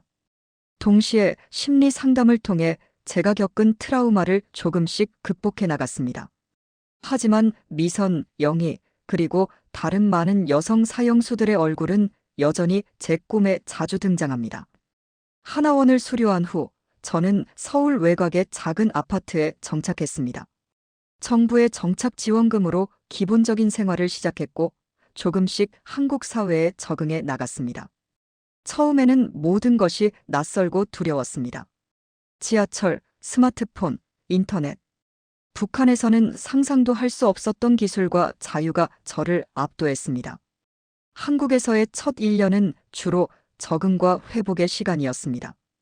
그러나 제 마음 한구석에는 항상 무거운 책임감이 있었습니다. 저는 북한의 끔찍한 비밀을 알고 있었고 그것을 세상에 알려야 한다고 느꼈습니다. 미선과 영희, 그리고 수많은 이름 없는 여성 사형수들의 희생이 헛되지 않도록 하기 위해서였습니다. 2020년 초 저는 북한 인권단체와 접촉했고 제 이야기를 나누기 시작했습니다. 처음에는 신분 보호를 위해 비공개 증언만 했지만 점차 용기를 내어 더 많은 사람들에게 진실을 알리기 시작했습니다. 저의 증언은 국제 인권단체들의 관심을 끌었고 UN 북한 인권조사위원회에도 제출되었습니다. 전 세계가 북한의 인권 유린에 대해 많이 알고 있지만 하체 구속구 시간 규정과 같은 특수한 잔혹함은 거의 알려져 있지 않았습니다. 제 증언은 북한 정권의 새로운 차원의 비인도성을 보여주는 증거가 되었고 국제사회의 충격과 분노를 불러일으켰습니다. 물론 이 과정은 쉽지 않았습니다. 북한 당국은 저를 배신자이자 거짓말쟁이로 몰아붙였고 제 가족들을 인질로 삼아 위협했습니다. 또한 한국 내에서도 일부 사람들은 제 이야기가 과장되었거나 정치적 목적으로 조작되었다고 의심했습니다. 이러한 비난과 의심은 때로 저를 깊은 절망에 빠뜨렸습니다. 하지만 저는 결코 포기하지 않았습니다. 미선, 영희, 그리고 다른 모든 희생자들을 위해, 그리고 아직도 그 시스템 안에서 고통받고 있을 수많은 여성들을 위해 저는 계속해서 진실을 말했습니다. 제가 목격하고 경험한 것은 너무나 끔찍했지만 그것은 분명한 사실이었고 세상은 이 진실을 알아야 했습니다. 2021년 저는 마침내 제 이름과 얼굴을 공개하고 국제인권포럼에서 증언했습니다. 그것은 엄청난 위험을 감수하는 결정이었지만 더 이상 숨을 수 없다고 느꼈습니다. 제 증언이 공개되자 전 세계 언론이 주목했고 북한의 인권 유린에 대한 새로운 관심이 촉발되었습니다. 이제 저는 제 인생의 사명을 찾았습니다. 그것은 북한에서 벌어지고 있는 인권 침해의 진실을 알리고 특히 여성 사형수들에게 가해지는 잔혹한 처우를 세상에 폭로하는 것입니다. 비록 제 증언으로 인해 북한 내 상황이 당장 변하지는 않겠지만 진실이 알려지는 것은 변화의 첫걸음이라고 믿습니다. 제 이야기는 단순한 폭로가 아닙니다. 이것은 인간의 존엄성에 대한 호소이며 북한 정권의 끔찍한 인권 유린에 대한 증언입니다. 어떤 이념이나 체제도 인간을 이렇게 잔인하게 대할 권리는 없습니다. 특히 여성의 신체를 실험 대상으로 취급하고 그들의 고통을 다른 이의 건강을 위한 재료로 사용하는 것은 그 어떤 이유로도 정당화될 수 없습니다. 오늘도 저는 끊임없이 악몽에 시달립니다. 미선의 담담한 눈빛, 영희의 마지막 미소, 그리고 제가 구조하지 못한 수많은 여성들의 얼굴이 제 꿈에 나타납니다. 그러나 이 고통은 제가 지불해야 할 대가입니다. 저는 그 시스템의 일부였고 비록 무지했다 하더라도 그 잔혹함에 동참했습니다. 이제 제가 할 수 있는 유일한 속죄는 진실을 말하고 더 많은 희생자가 생기지 않도록 노력하는 것뿐입니다. 2016년 가을 저를 조사하던 보위부 요원 중 한 명이 신문 중에 말했던 것이 기억납니다. 진실은 때로 가장 위험한 무기다. 당시에는 그것이 저에 대한 위협으로 들렸지만 지금 저는 그 말의 진정한 의미를 이해합니다. 진실은 정말로 강력한 무기입니다. 그리고 저는 이 무기를 북한 정권의 잔혹함에 맞서 사용할 것입니다. 제가 북한에서 가져온 것은 오직 제 기억과 증언뿐입니다. 물리적 증거를 가져올 수는 없었지만 제 경험과 지식은 그 자체로 강력한 증거입니다. 제가 알고 있는 교화소 시스템의 세부 사항, 사형 집행 절차의 구체적 내용, 그리고 하체 구속구 시간 규정의 의학적 기반은 모두 제 증언의 신빙성을 뒷받. 비밀 문서를 통해 발견한 충격적인 진실은 제 인생을 완전히 바꿔놓았습니다. 그날 밤 행정실에서 찾은 최고 기밀 여성 수감자 신체 연구 프로젝트 파일에는 제가 상상했던 것보다 훨씬 더 체계적이고 광범위한 내용이 담겨 있었습니다. 문서의 첫 페이지는 1992년에 작성된 것으로 고난의 행군 시기에 시작된 이 프로젝트의 기원을 설명하고 있었습니다. 당시 북한은 극심한 경제난에 시달리고 있었고 김정일의 건강 상태도 좋지 않았습니다. 이런 상황에서 평양의학대학의 한 연구팀이 특별한 발견을 했다고 합니다. 극도의 스트레스와 공포 상태에 놓인 여성의 신체에서 특정 호르몬과 단백질 복합체가 생성된다는 것이었습니다. 이 물질은 놀라운 면역 강화 및 세포 재생 효과가 있었고 특히 신경계와 내분비계 질환에 효과적이었다고 합니다. 초기 연구는 소규모로 시작되었지만 결과가 유망하자 곧 국가적 프로젝트로 확대되었습니다. 문서에는 이 연구의 발전 과정이 연도별로 상세히 기록되어 있었습니다. 1990년대 중반부터는 모든 여성 정치범 수용소와 교화소에 특별 지침이 하달되었고 하체 구속구 시간 규정이 공식화되었습니다. 가장 충격적인 부분은 이 물질의 사용처였습니다. 문서에 따르면 추출된 물질은 수령 건강보존 프로그램이라는 이름으로 김 씨 일가와 최고위 간부들을 위한 특수 의료 목적으로 사용되었습니다. 매년 약 50-60명의 여성 사형수들로부터 이 물질이 추출되었고 그 양은 정확히 기록되었습니다. 심지어 각 여성의 나이, 체중, 건강 상태에 따른 생산량까지 분석되어 있었습니다. 더욱 끔찍한 것은 이 프로젝트가 단순한 의학 연구의 차원을 넘어서 일종의 생산 시스템으로 발전했다는 점입니다. 문서에는 연간 목표량과 생산 효율성 증대 방안까지 언급되어 있었습니다. 인간의 생명과 존엄성이 이렇게 철저히 무시된 현실에 저는 깊은 충격을 받았습니다.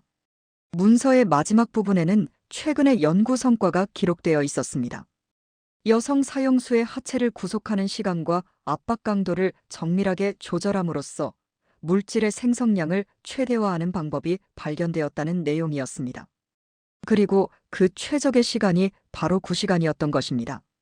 6시간이 지나면 물질 생성이 시작되고 9시간 차에 최고조에 달하며 10시간이 넘어가면 오히려 감소한다는 분석 결과까지 있었습니다. 이 모든 정보를 접하면서 저는 제가 지금까지 무엇에 가담해 왔는지 완전히 깨닫게 되었습니다. 저는 단순한 교도소 간수가 아니라 인간을 대상으로 한 잔인한 실험의 공범이었던 것입니다. 제가 규정에 따라 여성 사형수들의 하체를 구속하고 그들의 고통스러운 변화를 관찰하며 그 결과를 기록했던 모든 행위는 이 끔찍한 시스템의 일부였습니다. 이 발견은 저에게 엄청난 정신적 충격을 주었습니다. 며칠 동안 저는 깊은 절망과 자책에 빠졌습니다. 어떻게 이런 일에 가담할 수 있었을까? 어떻게 이런 잔인함을 눈치채지 못했을까? 수많은 의문이 제 마음을 괴롭혔지만 한 가지 분명한 것은 저는 더 이상 이 시스템의 일부로 남아있을 수 없다는 사실이었습니다. 그러나 북한에서 특히 제 위치에서 저항하거나 이탈하는 것은 거의 불가능했습니다.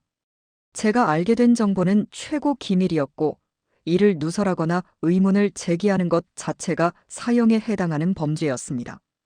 더구나 저에게는 회령에 살고 있는 부모와 동생이 있었고 연좌제 하에서 그들도 위험에 처할 수 있었습니다. 며칠 동안의 고뇌 끝에 저는 결단을 내렸습니다. 어떤 대가를 치르더라도 이 끔찍한 진실을 세상에 알려야 한다고 결심했습니다. 그리고 그것은 북한을 탈출하는 것만이 가능한 일이었습니다. 하지만 탈출하기 전에 저는 가능한 한 많은 증거와 정보를 수집하고 준비를 철저히 해야 했습니다. 이후 몇 주 동안 저는 겉으로는 평소와 같이 규율을 준수하는 충실한 간수로 행동하면서 비밀리에 더 많은 정보를 모으기 시작했습니다. 교화소의 근무 일정, 경비 패턴, 탈출 가능한 경로 등을 연구했고 동시에 문서실에서 몰래 더 많은 기밀 자료를 찾아보았습니다. 가능한 한 많은 정보를 머릿속에 기억해 두었습니다. 물리적인 증거를 가져나갈 수는 없었지만 제 기억은 세상에 알릴 수 있는 가장 강력한 무기였습니다. 탈출 계획을 세우던 중 우연히 한 가지 중요한 정보를 알게 되었습니다. 제가 근무하는 교화소에서 2명의 여성 수감자가 중국 국경 근처의 다른 시설로 이송될 예정이었습니다. 이는 드문 일이었고 기회가 될 수 있다고 생각했습니다. 이송 과정에서 경비가 약화될 수 있고 국경과 가까워지는 것은 탈출 기회를 의미했기 때문입니다. 그러나 계획을 실행에 옮기기 전에 예상치 못한 문제가 발생했습니다. 제가 여성 사형수들과 비정상적으로 많은 대화를 나누고 규정에 의문을 제기한다는 보고가 상부에 전달된 것입니다. 어느 날 아침 출근하자마자 저는 교화소장 앞으로 불려갔습니다. 그곳에는 교화소장뿐만 아니라 보위부에서 파견된 조사관 2명이 기다리고 있었습니다. 리미양 동무 자네의 근무 태도에 대해 심각한 우려가 제기되었어. 교화소장의 차가운 목소리에 저는 심장이 멎는 것 같았습니다. 특히 여성 사형수들과의 부적절한 접촉과 규정에 대한 의심. 이것은 중대한 문제요. 보위부 조사관은 더욱 직설적이었습니다. 행정실에 무단 침입한 흔적도 발견되었어. 자네는 국가 기밀에 접근하려 한 의혹을 받고 있어. 그 순간 저는 제가 감시당하고 있었다는 사실을 깨달았습니다. 아마도 제가 행정실에 들어간 것이 CCTV에 찍혔거나 누군가가 제 행동을 목격했을 것입니다. 그들은 즉시 저를 직위해제하고 조사가 끝날 때까지 교화소 내의 특별 구금실에 가두었습니다. 이제 저는 간수에서 수감자로 신분이 바뀐 것입니다. 그곳에서 저는 매일 몇 시간씩 신문을 받았고 모든 행동과 의도를 설명해야 했습니다. 신문은 때로 고문에 가까웠고 저는 극도의 공포와 압박 속에서 버텨야 했습니다. 신문 과정에서 가장 큰 위협은 제 가족에 대한 것이었습니다. 내 가족은 이미 감시 중이다. 만약 내가 협조하지 않는다면 그들도 같은 운명을 맞게 될 것이다. 이 말은 저를 가장 깊이 괴롭혔습니다. 저는 제 자신의 안전보다 가족들의 안전을 더 걱정했습니다. 2주간의 신문 끝에 그들은 저를 사상적 불안정과 임무태만의 죄로 노동교화형에 처하기로 결정했습니다. 다행히 그들은 제가 실제로 문서를 보았거나 탈출을 계획했다는 증거는 찾지 못한 것 같았습니다. 저는 함경남도의 16호 교화소로 이송되어 3년간 복역하게 되었습니다. 그러나 저에게는 이것이 오히려 기회였습니다. 교화소 간에 이송되는 과정에서 탈출 기회가 생길 수 있었기 때문입니다. 게다가 16호 교화소는 상대적으로 중국 국경과 가까운 지역에 위치해 있었습니다. 저는 이송 준비가 되는 동안 마음속으로 탈출 계획을 다시 세우기 시작했습니다. 2017년 초 혹독한 겨울의 어느 날 저는 2명의 경비원과 함께 이송 차량에 올랐습니다. 그들은 제가 전직 교화소 간수였기 때문에 특별히 경계했고 저를 수갑과 족쇄로 단단히 묶었습니다. 차량은 눈 덮인 산길을 따라 천천히 움직였고 저는 계속해서 주변 환경과 경비원들의 행동을 관찰했습니다. 여정의 둘째 날, 우리가 험한 산길을 지날 때 기회가 찾아왔습니다. 갑작스러운 눈사태로 도로 일부가 막혔고 차량은 우회로를 찾아 좁은 산길로 들어섰습니다. 이 과정에서 차량이 깊은 눈에 빠져 움직이지 못하게 되었고 경비원들은 차량을 밀어내기 위해 내려야 했습니다. 한 경비원이 저를 차 안에 남겨두고 다른 경비원과 함께 차를 밀기 시작했습니다. 이 순간이 제가 기다려온 기회였습니다. 수갑을 찬 상태에서 저는 몰래 운전석 뒤에 숨겨두었던 작은 철사 조각제가 이송 전에 화장실에서 몰래 얻은 것을 이용해 수갑 잠금 장치를 풀기 시작했습니다. 여러 번의 시도 끝에 마침내 수갑이 풀렸습니다. 경비원들이 차를 밀느라 완전히 집중하고 있을 때 저는 조용히 차량 반대편 문을 열고 빠져나왔습니다. 다행히 눈이 많이 내리고 있어 시야가 좋지 않았고 이것이 제 탈출을 도왔습니다. 저는 재빨리 근처의 숲으로 뛰어들어 최대한 멀리 도망쳤습니다. 그날부터 시작된 제 탈출 여정은 거의 3주 동안 계속되었습니다.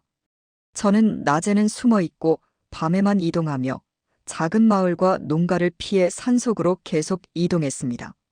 식량은 거의 없었고 극한의 추위 속에서 저는 몇 번이고 죽을 뻔했습니다. 하지만 제가 알고 있는 끔찍한 진실을 세상에 알려야 한다는 사명감이 저를 계속 앞으로 나아가게 했습니다. 추위와 굶주림 그리고 끊임없는 공포 속에서 보낸 시간은 제 인생에서 가장 어려운 시간이었습니다. 하지만 동시에 저는 처음으로 진정한 자유를 느꼈습니다.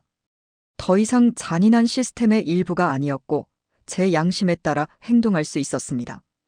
이 자유는 어떤 고통보다도 값진 것이었습니다. 마침내 3주간의 필사적인 여정 끝에 저는 두만강 국경에 도달했습니다.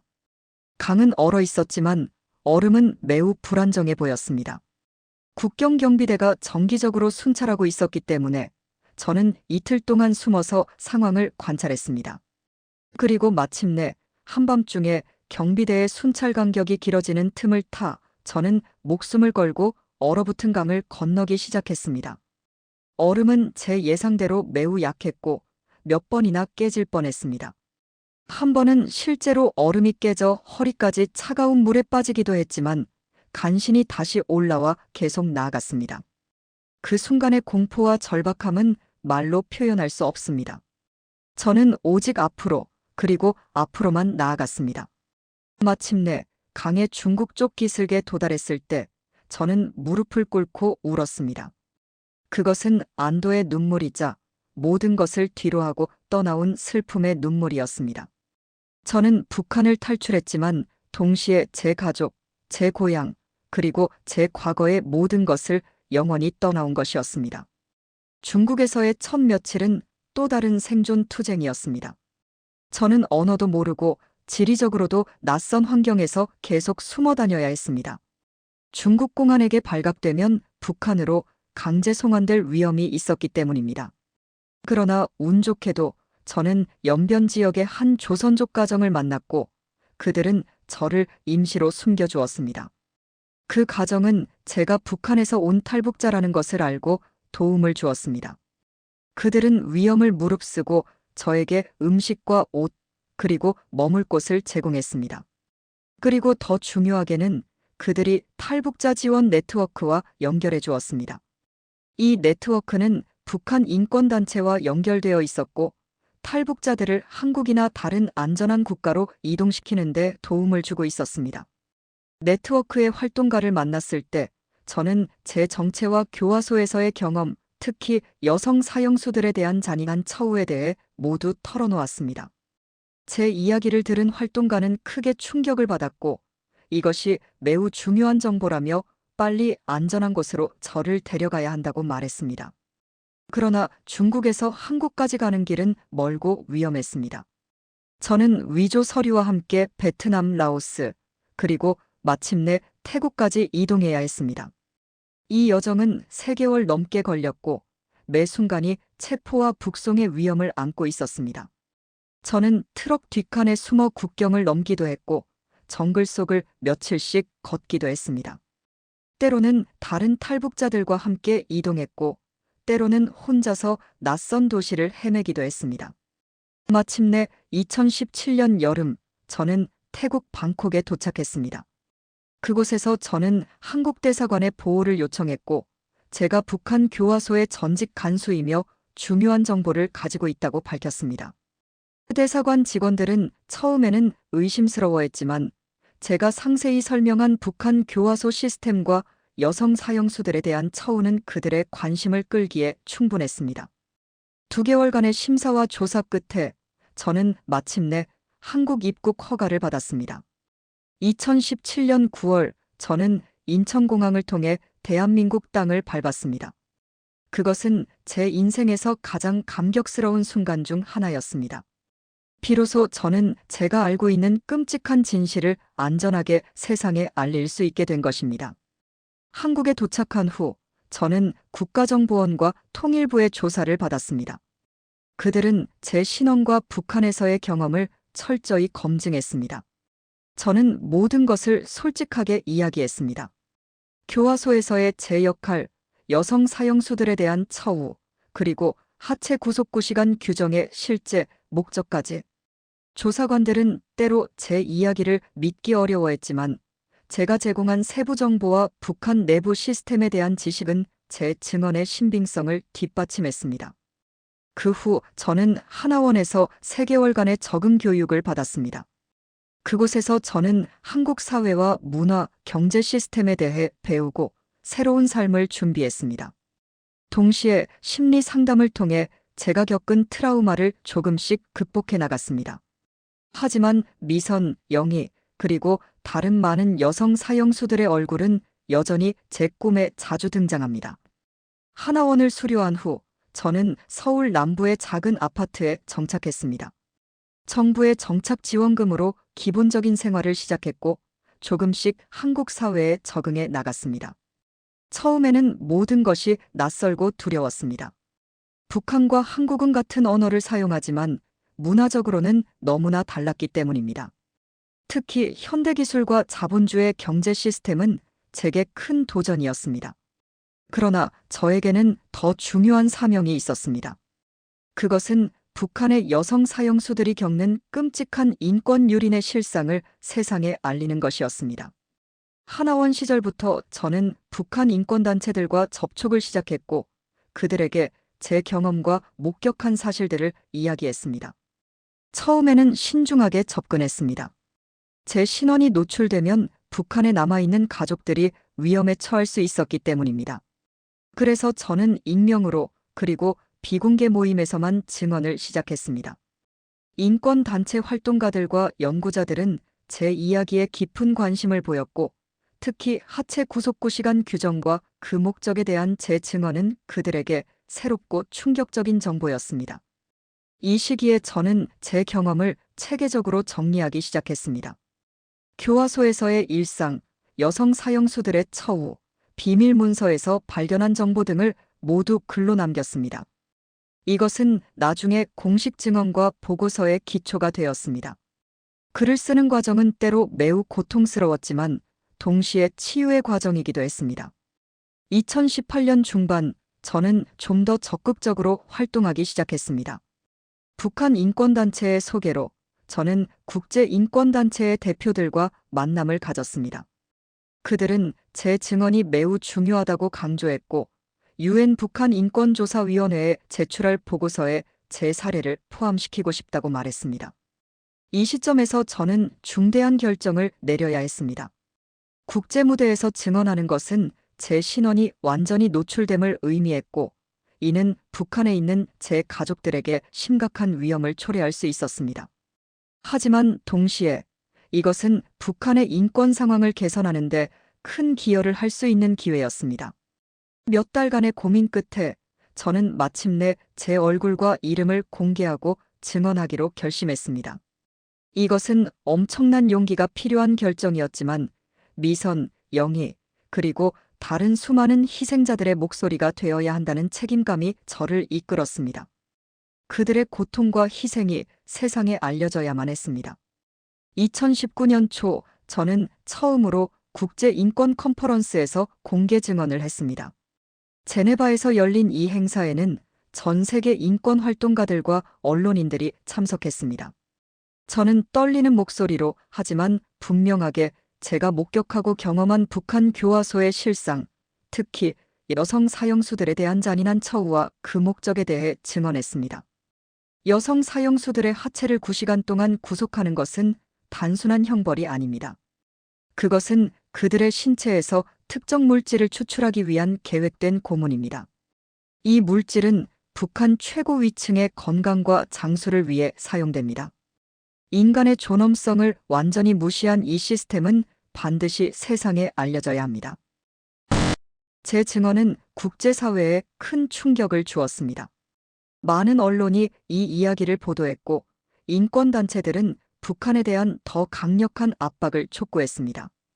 유엔은 이 문제, 교화소의 기밀 문서와 증거를 확보하기 위한 제 노력은 끝까지 쉽지 않았습니다.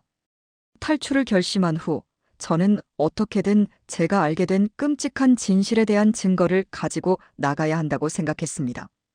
단순한 증언만으로는 국제사회를 설득하기 어려울 수 있다는 것을 알았기 때문입니다. 보위부의 신문이 시작되기 전 마지막으로 행정실에 들어갈 기회가 있었습니다. 당시 저는 이미 감시를 받고 있다는 것을 알았지만 위험을 무릅쓰고 핵심 문서들의 주요 내용을 작은 종이에 메모했습니다. 종이는 너무 작아서 신발 밑창에 숨길 수 있었고 신문을 받는 동안에도 발견되지 않았습니다.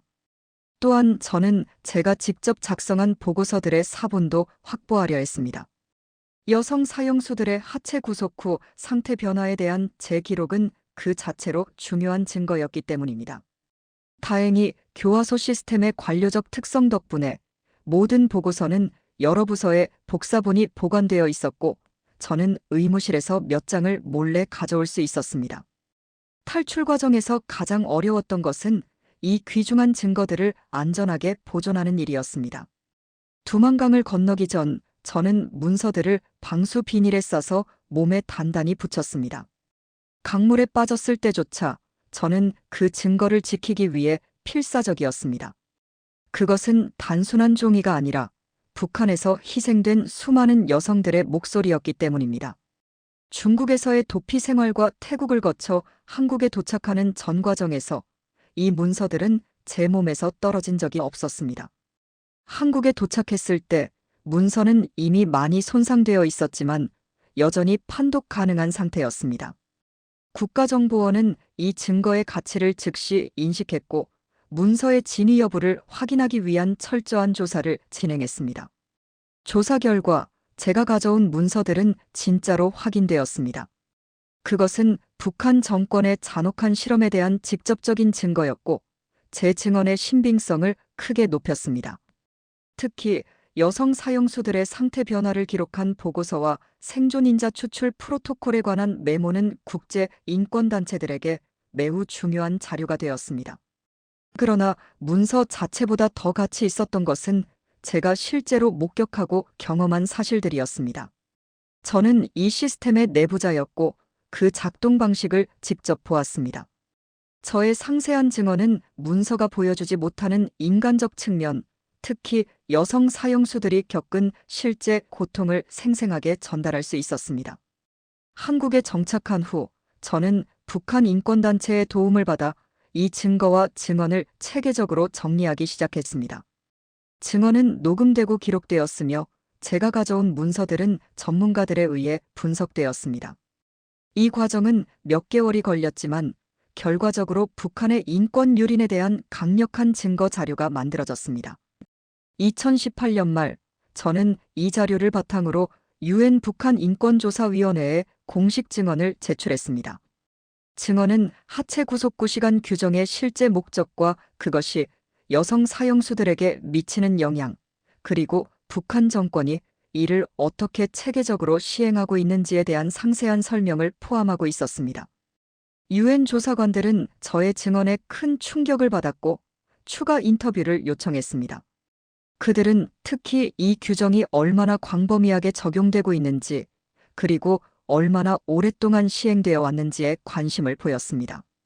제가 제공한 정보는 북한의 인권 상황에 대한 유엔의 이해를 크게 넓혔고, 이후 발표된 보고서의 중요한 부분으로 포함되었습니다. 이 과정에서 저는 국제인권법 전문가들과도 긴밀히 협력했습니다. 그들은 제가 목격한 행위가 반인도적 범죄에 해당하며 국제형사재판소 ICC에서 다룰 수 있는 사안이라고 설명했습니다. 비록 북한이 ICC 회원국이 아니어서 직접적인 기소는 어렵지만 유엔 안전보장이사회의 결의를 통해 이 문제를 ICC에 회부할 가능성이 있다고 했습니다. 저의 증언과 증거가 국제적으로 주목받기 시작하면서 북한 당국의 반응도 나타났습니다. 그들은 저를 인간 쓰레기이자 거짓말쟁이로 비난하며 제 증언이 미국과 그 주구들에 의해 조작된 것이라고 주장했습니다. 심지어 그들은 제가 실제로 교화소 간수가 아니었다는 허위 주장까지 펼쳤습니다. 이러한 비난은 예상했던 것이었지만 더 걱정된 것은 북한에 남아있는 제 가족의 안전이었습니다. 여러 소식통을 통해 저는 제 부모님과 동생이 정치범 수용소로 끌려갔다는 소식을 들었습니다. 이것은 저에게 엄청난 심리적 충격이었고 한동안 저는 깊은 죄책감과 절망에 빠졌습니다. 그러나 인권활동가들과 탈북자 지원단체들은 저를 격려하며 진실을 알리는 것이 장기적으로 더 많은 생명을 구할 수 있다고 설득했습니다. 그들의 지지와 심리 상담의 도움으로 저는 천천히 다시 일어설 수 있었습니다. 저는 제 가족의 희생이 헛되지 않도록 더욱 강력하게 진실을 알려나가기로 결심했습니다. 2019년 저는 더 적극적인 활동을 시작했습니다. 국제인권 컨퍼런스와 포럼에 참석하여 공개 증언을 했고 언론 인터뷰도 받았습니다. 신분 노출의 위험에도 불구하고 저는 제 얼굴과 이름을 공개하기로 결정했습니다. 그것은 제 증언에 더 큰 신뢰성을 부여하고 북한 정권이 저를 단순히 익명의 거짓말쟁이로 무시할 수 없게 만들기 위함이었습니다. 이 과정에서 여러 언론의 인터뷰 요청이 쇄도했습니다. BBC, CNN 그리고 주요 신문들이 제 이야기에 관심을 보였고 저는 가능한 한 많은 인터뷰에 응했습니다. 각 인터뷰에서 저는 북한 여성 사형수들의 처우, 특히 하체 구속구 시간 규정의 실체를 상세히 설명했습니다. 한 유명 다큐멘터리 제작팀은 제 경험을 바탕으로 한 특별 프로그램을 제작하기도 했습니다. 그들은 제 증언을 바탕으로 교화소 내부와 사형 집행 과정을 재현했고 이 다큐멘터리는 여러 국제영화제에서 상영되며 큰 반향을 일으켰습니다. 저의 증언이 세계적으로 주목받으면서 북한의 인권 상황에 대한 국제사회의 인식도 높아졌습니다. 여러 국가들이 유엔 총회와 인권이사회에서 북한의 인권 유린을 강력히 비난했고 일부 국가들은 북한에 대한 추가 제재를 촉구하기도 했습니다. 2020년 유엔 인권이사회는 북한의 여성 정치범과 사형수들에 대한 처우를 조사하는 특별위원회를 설립했습니다. 이 위원회는 저를 핵심 증인으로 초청했고 저는 다시 한번 제 경험과 목격한 사실들을 상세히 증언했습니다. 위원회의 최종 보고서는 북한 정권의 체계적이고 조직적인 인권 유린을 강력히 비난했고 특히 여성 사형수들에 대한 처우를 심각한 반인도적 범죄로 규정했습니다. 그러나 저의 활동이 실질적인 변화를 이끌어내기는 쉽지 않았습니다. 북한은 여전히 외부 세계로부터 철저히 고립되어 있었고 국제사회의 압력에도 불구하고 인권 상황은 크게 개선되지 않았습니다. 이것은 때로 저를 좌절하게 만들었지만 동시에 더 열심히 활동해야 할 이유가 되기도 했습니다. 2021년부터 저는 활동의 방향을 약간 바꾸었습니다. 단순히 북한의 인권 유린을 폭로하는 것을 넘어 더 구체적인 변화를 이끌어내기 위한 활동에 집중하기 시작했습니다. 특히 저는 다른 탈북자들과 협력하여 북한 내부로 정보를 전달하는 프로젝트에 참여했습니다. 라디오 방송, USB, 그리고 풍선을 통해 우리는 북한 주민들에게 외부 세계의 진실과 그들의 권리에 대한 정보를 전달했습니다. 또한 저는 여성 사형수 출신의 탈북자들을 찾아 그들의 경험을 기록하는 프로젝트도 시작했습니다. 이들 중 일부는 사형 집행 직전에 탈출에 성공했거나 드물게 사면된 경우였습니다. 그들의 증언은 제 경험을 확인해 주었고 하체 구속구 시간 규정이 여전히 시행되고 있다는 사실을 증명했습니다. 이러한 활동들은 때로 저에게 큰 심리적 부담이 되었습니다. 끔찍한 기억을 계속해서 되살려야 했고 북한 정권의 위협과 비난도 계속되었습니다. 때로는 새로운 정체성과 평화로운 삶을 원하는 마음이 강하게 들기도 했습니다. 하지만 저는 미선, 영희, 그리고 다른 수많은 희생자들을 생각하며 계속 나아갔습니다. 2022년 저는 제 경험을 바탕으로 한 회고록을 출판했습니다. 쿠시간의 침묵 북한 여성 사형수의 비밀이라는 제목의 이 책은 한국어로 출간된 후 영어, 일본어, 프랑스어 등 여러 언어로 번역되었습니다. 책은 베스트셀러가 되었고 이를 통해 더 많은 사람들이 북한의 인권 상황에 관심을 갖게 되었습니다.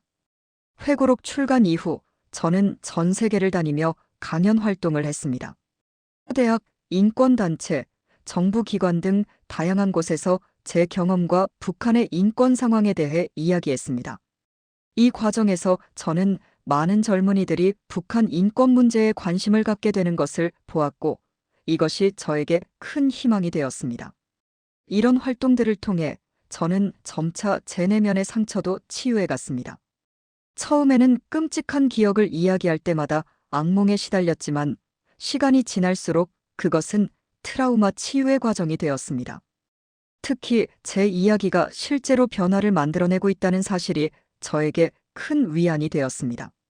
그러나 여전히 북한에 남아있는 제 가족에 대한 걱정은 계속되었습니다. 2023년 초 중국 국경 지역의 정보망을 통해 저는 부모님이 정치범 수용소에서 사망했다는 소식을 들었습니다. 이 소식은 저에게 엄청난 슬픔과 죄책감을 안겨주었고 한동안 저는 깊은 우울증에 빠졌습니다. 이 시기에 저를 지탱해 준 것은 다른 탈북자들의 지지와 연대였습니다. 그들 역시 유사한 상실과 죄책감을 경험했고 그들의 이해와 위로는 저에게 큰 힘이 되었습니다. 또한 심리 상담과 치료를 통해 저는 점차 이 슬픔을 받아들이고 앞으로 나아갈 수 있었습니다. 2023년 하반기 저는 새로운 프로젝트를 시작했습니다. 그것은 북한 여성 사형수들을 지원하기 위한 국제 네트워크를 구축하는 것이었습니다. 이 네트워크는 탈북에 성공한 여성들을 지원하고 북한 내부의 정보를 수집하며 국제사회에 지속적으로 이 문제를 알리는 역할을 하게 될 것입니다. 이 프로젝트는 아직 초기 단계지만 이미 여러 국제 인권단체와 정부기관의 지지를 받고 있습니다. 저는 이 네트워크가 북한 여성들의 인권 개선에 실질적인 기여를 할 수 있기를 바랍니다. 특히 하체 구속구 시간 규정과 같은 잔인한 관행이 중단되고 더 이상 여성들이 이런 고통을 겪지 않기를 간절히 바랍니다. 이제 탈북 후 7년 저는 한국 사회에 잘 적응했고 새로운 삶을 살고 있습니다. 저는 북한 인권단체에서 정식으로 일하며 다른 탈북자들의 정착을 돕고 북한 인권 개선을 위한 활동을 계속하고 있습니다. 때로는 과거의 기억이 저를 괴롭히지만 저는 그것을 받아들이고 함께 살아가는 법을 배웠습니다. 제 이야기는 여기서 끝나지 않습니다. 북한의 인권 상황이 실질적으로 개선될 때까지 저는 계속해서 목소리를 높이고 활동할 것입니다. 그것이 미선, 영희, 그리고 다른 모든 희생자들에 대한 제 책임이자 제 가족의 희생에 대한 의미를 부여하는 방법이라고 믿습니다. 마지막으로 저는 이 증언이 단순한 폭로에 그치지 않고 실질적인 변화를 이끌어내는 촉매제가 되기를 바랍니다. 인간의 존엄성은 어떤 이념이나 정치 체제보다 우선되어야 합니다. 어떤 국가도, 어떤 정권도 자국민, 특히 가장 취약한 위치에 있는 여성들을 이렇게 잔인하게 대할 권리는 없습니다. 북한에서는 지금도 여성 사형수들이 하체 구속구 시간 규정에 따라 고통받고 있을 것입니다. 그들의 비명은 두꺼운 벽에 막혀 세상에 들리지 않지만 우리는 그들의 존재를 잊지 말아야 합니다. 언젠가 북한의 모든 교화소와 정치범 수용소가 열리고 그 안에 갇힌 모든 사람들이 자유롭게 될 그날까지 저는 그들의 목소리가 되어 외칠 것입니다. 2024년 현재 저는 국제형사재판소에 북한 고위 지도부를 반인도적 범죄로 기소하는 절차에 핵심 증인으로 참여하고 있습니다. 이 법적 절차는 매우 복잡하고 시간이 오래 걸리지만 그것은 정의를 위한 중요한 걸음입니다. 설령 현실적으로 북한 지도부가 실제로 재판을 받을 가능성은 낮더라도 이 과정 자체가 국제사회에 북한의 인권 상황을 계속 환기시키는 역할을 할 것입니다. 또한 저는 최근 한국과 미국의 의학 전문가들과 협력하여 하체 구속구 시간 규정의 의학적 영향에 대한 연구 프로젝트를 시작했습니다. 이 연구는 제가 목격한 여성 사형수들의 신체 반응과 고통을 과학적으로 분석하고 그 잔혹성을 객관적으로 증명하는 것을 목표로 합니다. 이것은 제 증언에 더 큰 과학적 신빙성을 부여하고 북한 정권의 변명과 부인에 대응하는 데 도움이 될 것입니다. 개인적으로는 저는 이제 한국에서 새로운 가족을 이루었습니다. 2022년 저는 한국인 남성과 결혼했고 현재 딸 하나를 키우고 있습니다. 새로운 가족은 제게 큰 위안과 희망이 되었습니다. 특히 딸의 탄생은 제 인생에 새로운 의미를 가져다 주었습니다. 딸이 자라면서 저는 그녀에게 제 과거와 북한의 현실에 대해 이야기할 것이지만 동시에 그녀가 밝고 희망찬 미래를 바라볼 수 있도록 최선을 다할 것입니다. 제 활동은 때로 저와 가족에게 위험을 가져오기도 합니다. 북한 정권은 여전히 저를 최고 존엄에 대한 모독을 저지른 반역자로 간주하고 있으며 간혹 협박과 위협이 들어오기도 합니다. 하지만 한국 정부의 보호와 국제 인권단체들의 지원 덕분에 저는 비교적 안전하게 활동을 계속할 수 있습니다. 때로는 제가 충분히 변화를 만들어내지 못하고 있다는 무력감에 빠질 때도 있습니다. 북한의 인권 상황은 여전히 심각하고 하체 구속구 시간 규정과 같은 잔인한 관행도 계속되고 있다는 소식이 들려오기 때문입니다. 그러나 그럴 때마다 저는 스스로를 다잡습니다. 변화는 천천히 오지만 반드시 올 것이라고 믿으며 그 변화의 씨앗을 뿌리는 일을 계속해야 한다고 말입니다. 미래에 대한 저의 희망은 분명합니다. 언젠가 북한이 변화하고 모든 정치범과 양심수가 석방되며 인권이 존중되는 날이 오기를 바랍니다. 특히 여성 사형수들에 대한 잔인한 처우가 중단되고 모든 북한 여성들이 존엄성을 인정받는 날이 오기를 간절히 바랍니다. 그날이 올 때까지 저는 계속해서 진실을 알리고 희생자들의 목소리가 되며 변화를 위해 싸울 것입니다. 그것이 제가 미선, 영희, 그리고 다른 모든 희생자들에게 할 수 있는 약속이자 제 가족의 희생이 헛되지 않게 하는 유일한 방법입니다. 만약 제 이야기를 듣는 분들 중에 어떤 방식으로든 도움을 주고 싶으신 분이 계시다면 북한 인권단체를 지원하거나 북한 인권 문제에 관심을 갖고 목소리를 높여주시기 바랍니다. 여러분 한 명 한 명의 관심과 행동이 변화를 만들어낼 수 있습니다. 그리고 언젠가 우리는 함께 북한 주민들이 자유와 존엄성을 누리는 날을 볼 수 있을 것입니다. 저는 이제 제 이야기를 마무리하려 합니다. 이것은 단순한 개인의 경험담이 아니라 지금도 계속되고 있는 심각한 인권 침해에 대한 증언입니다. 제가 목격하고 경험한 것들이 결코 잊혀지지 않고 실질적인 변화를 이끌어내는데 기여하기를 간절히 바랍니다. 마지막으로 저는 모든 북한 주민들, 특히 지금도 교화소와 정치범 수용소에서 고통받고 있는 이들에게 희망의 메시지를 전하고 싶습니다. 여러분은 혼자가 아닙니다. 세상은 여러분의 고통을 알고 있으며 많은 사람들이 여러분의 자유와 인권을 위해 싸우고 있습니다. 언젠가 반드시 변화의 날이 올 것입니다. 그때까지 희망을 잃지 마시고 생존해 주십시오. 우리는 결코 여러분을 잊지 않을 것입니다.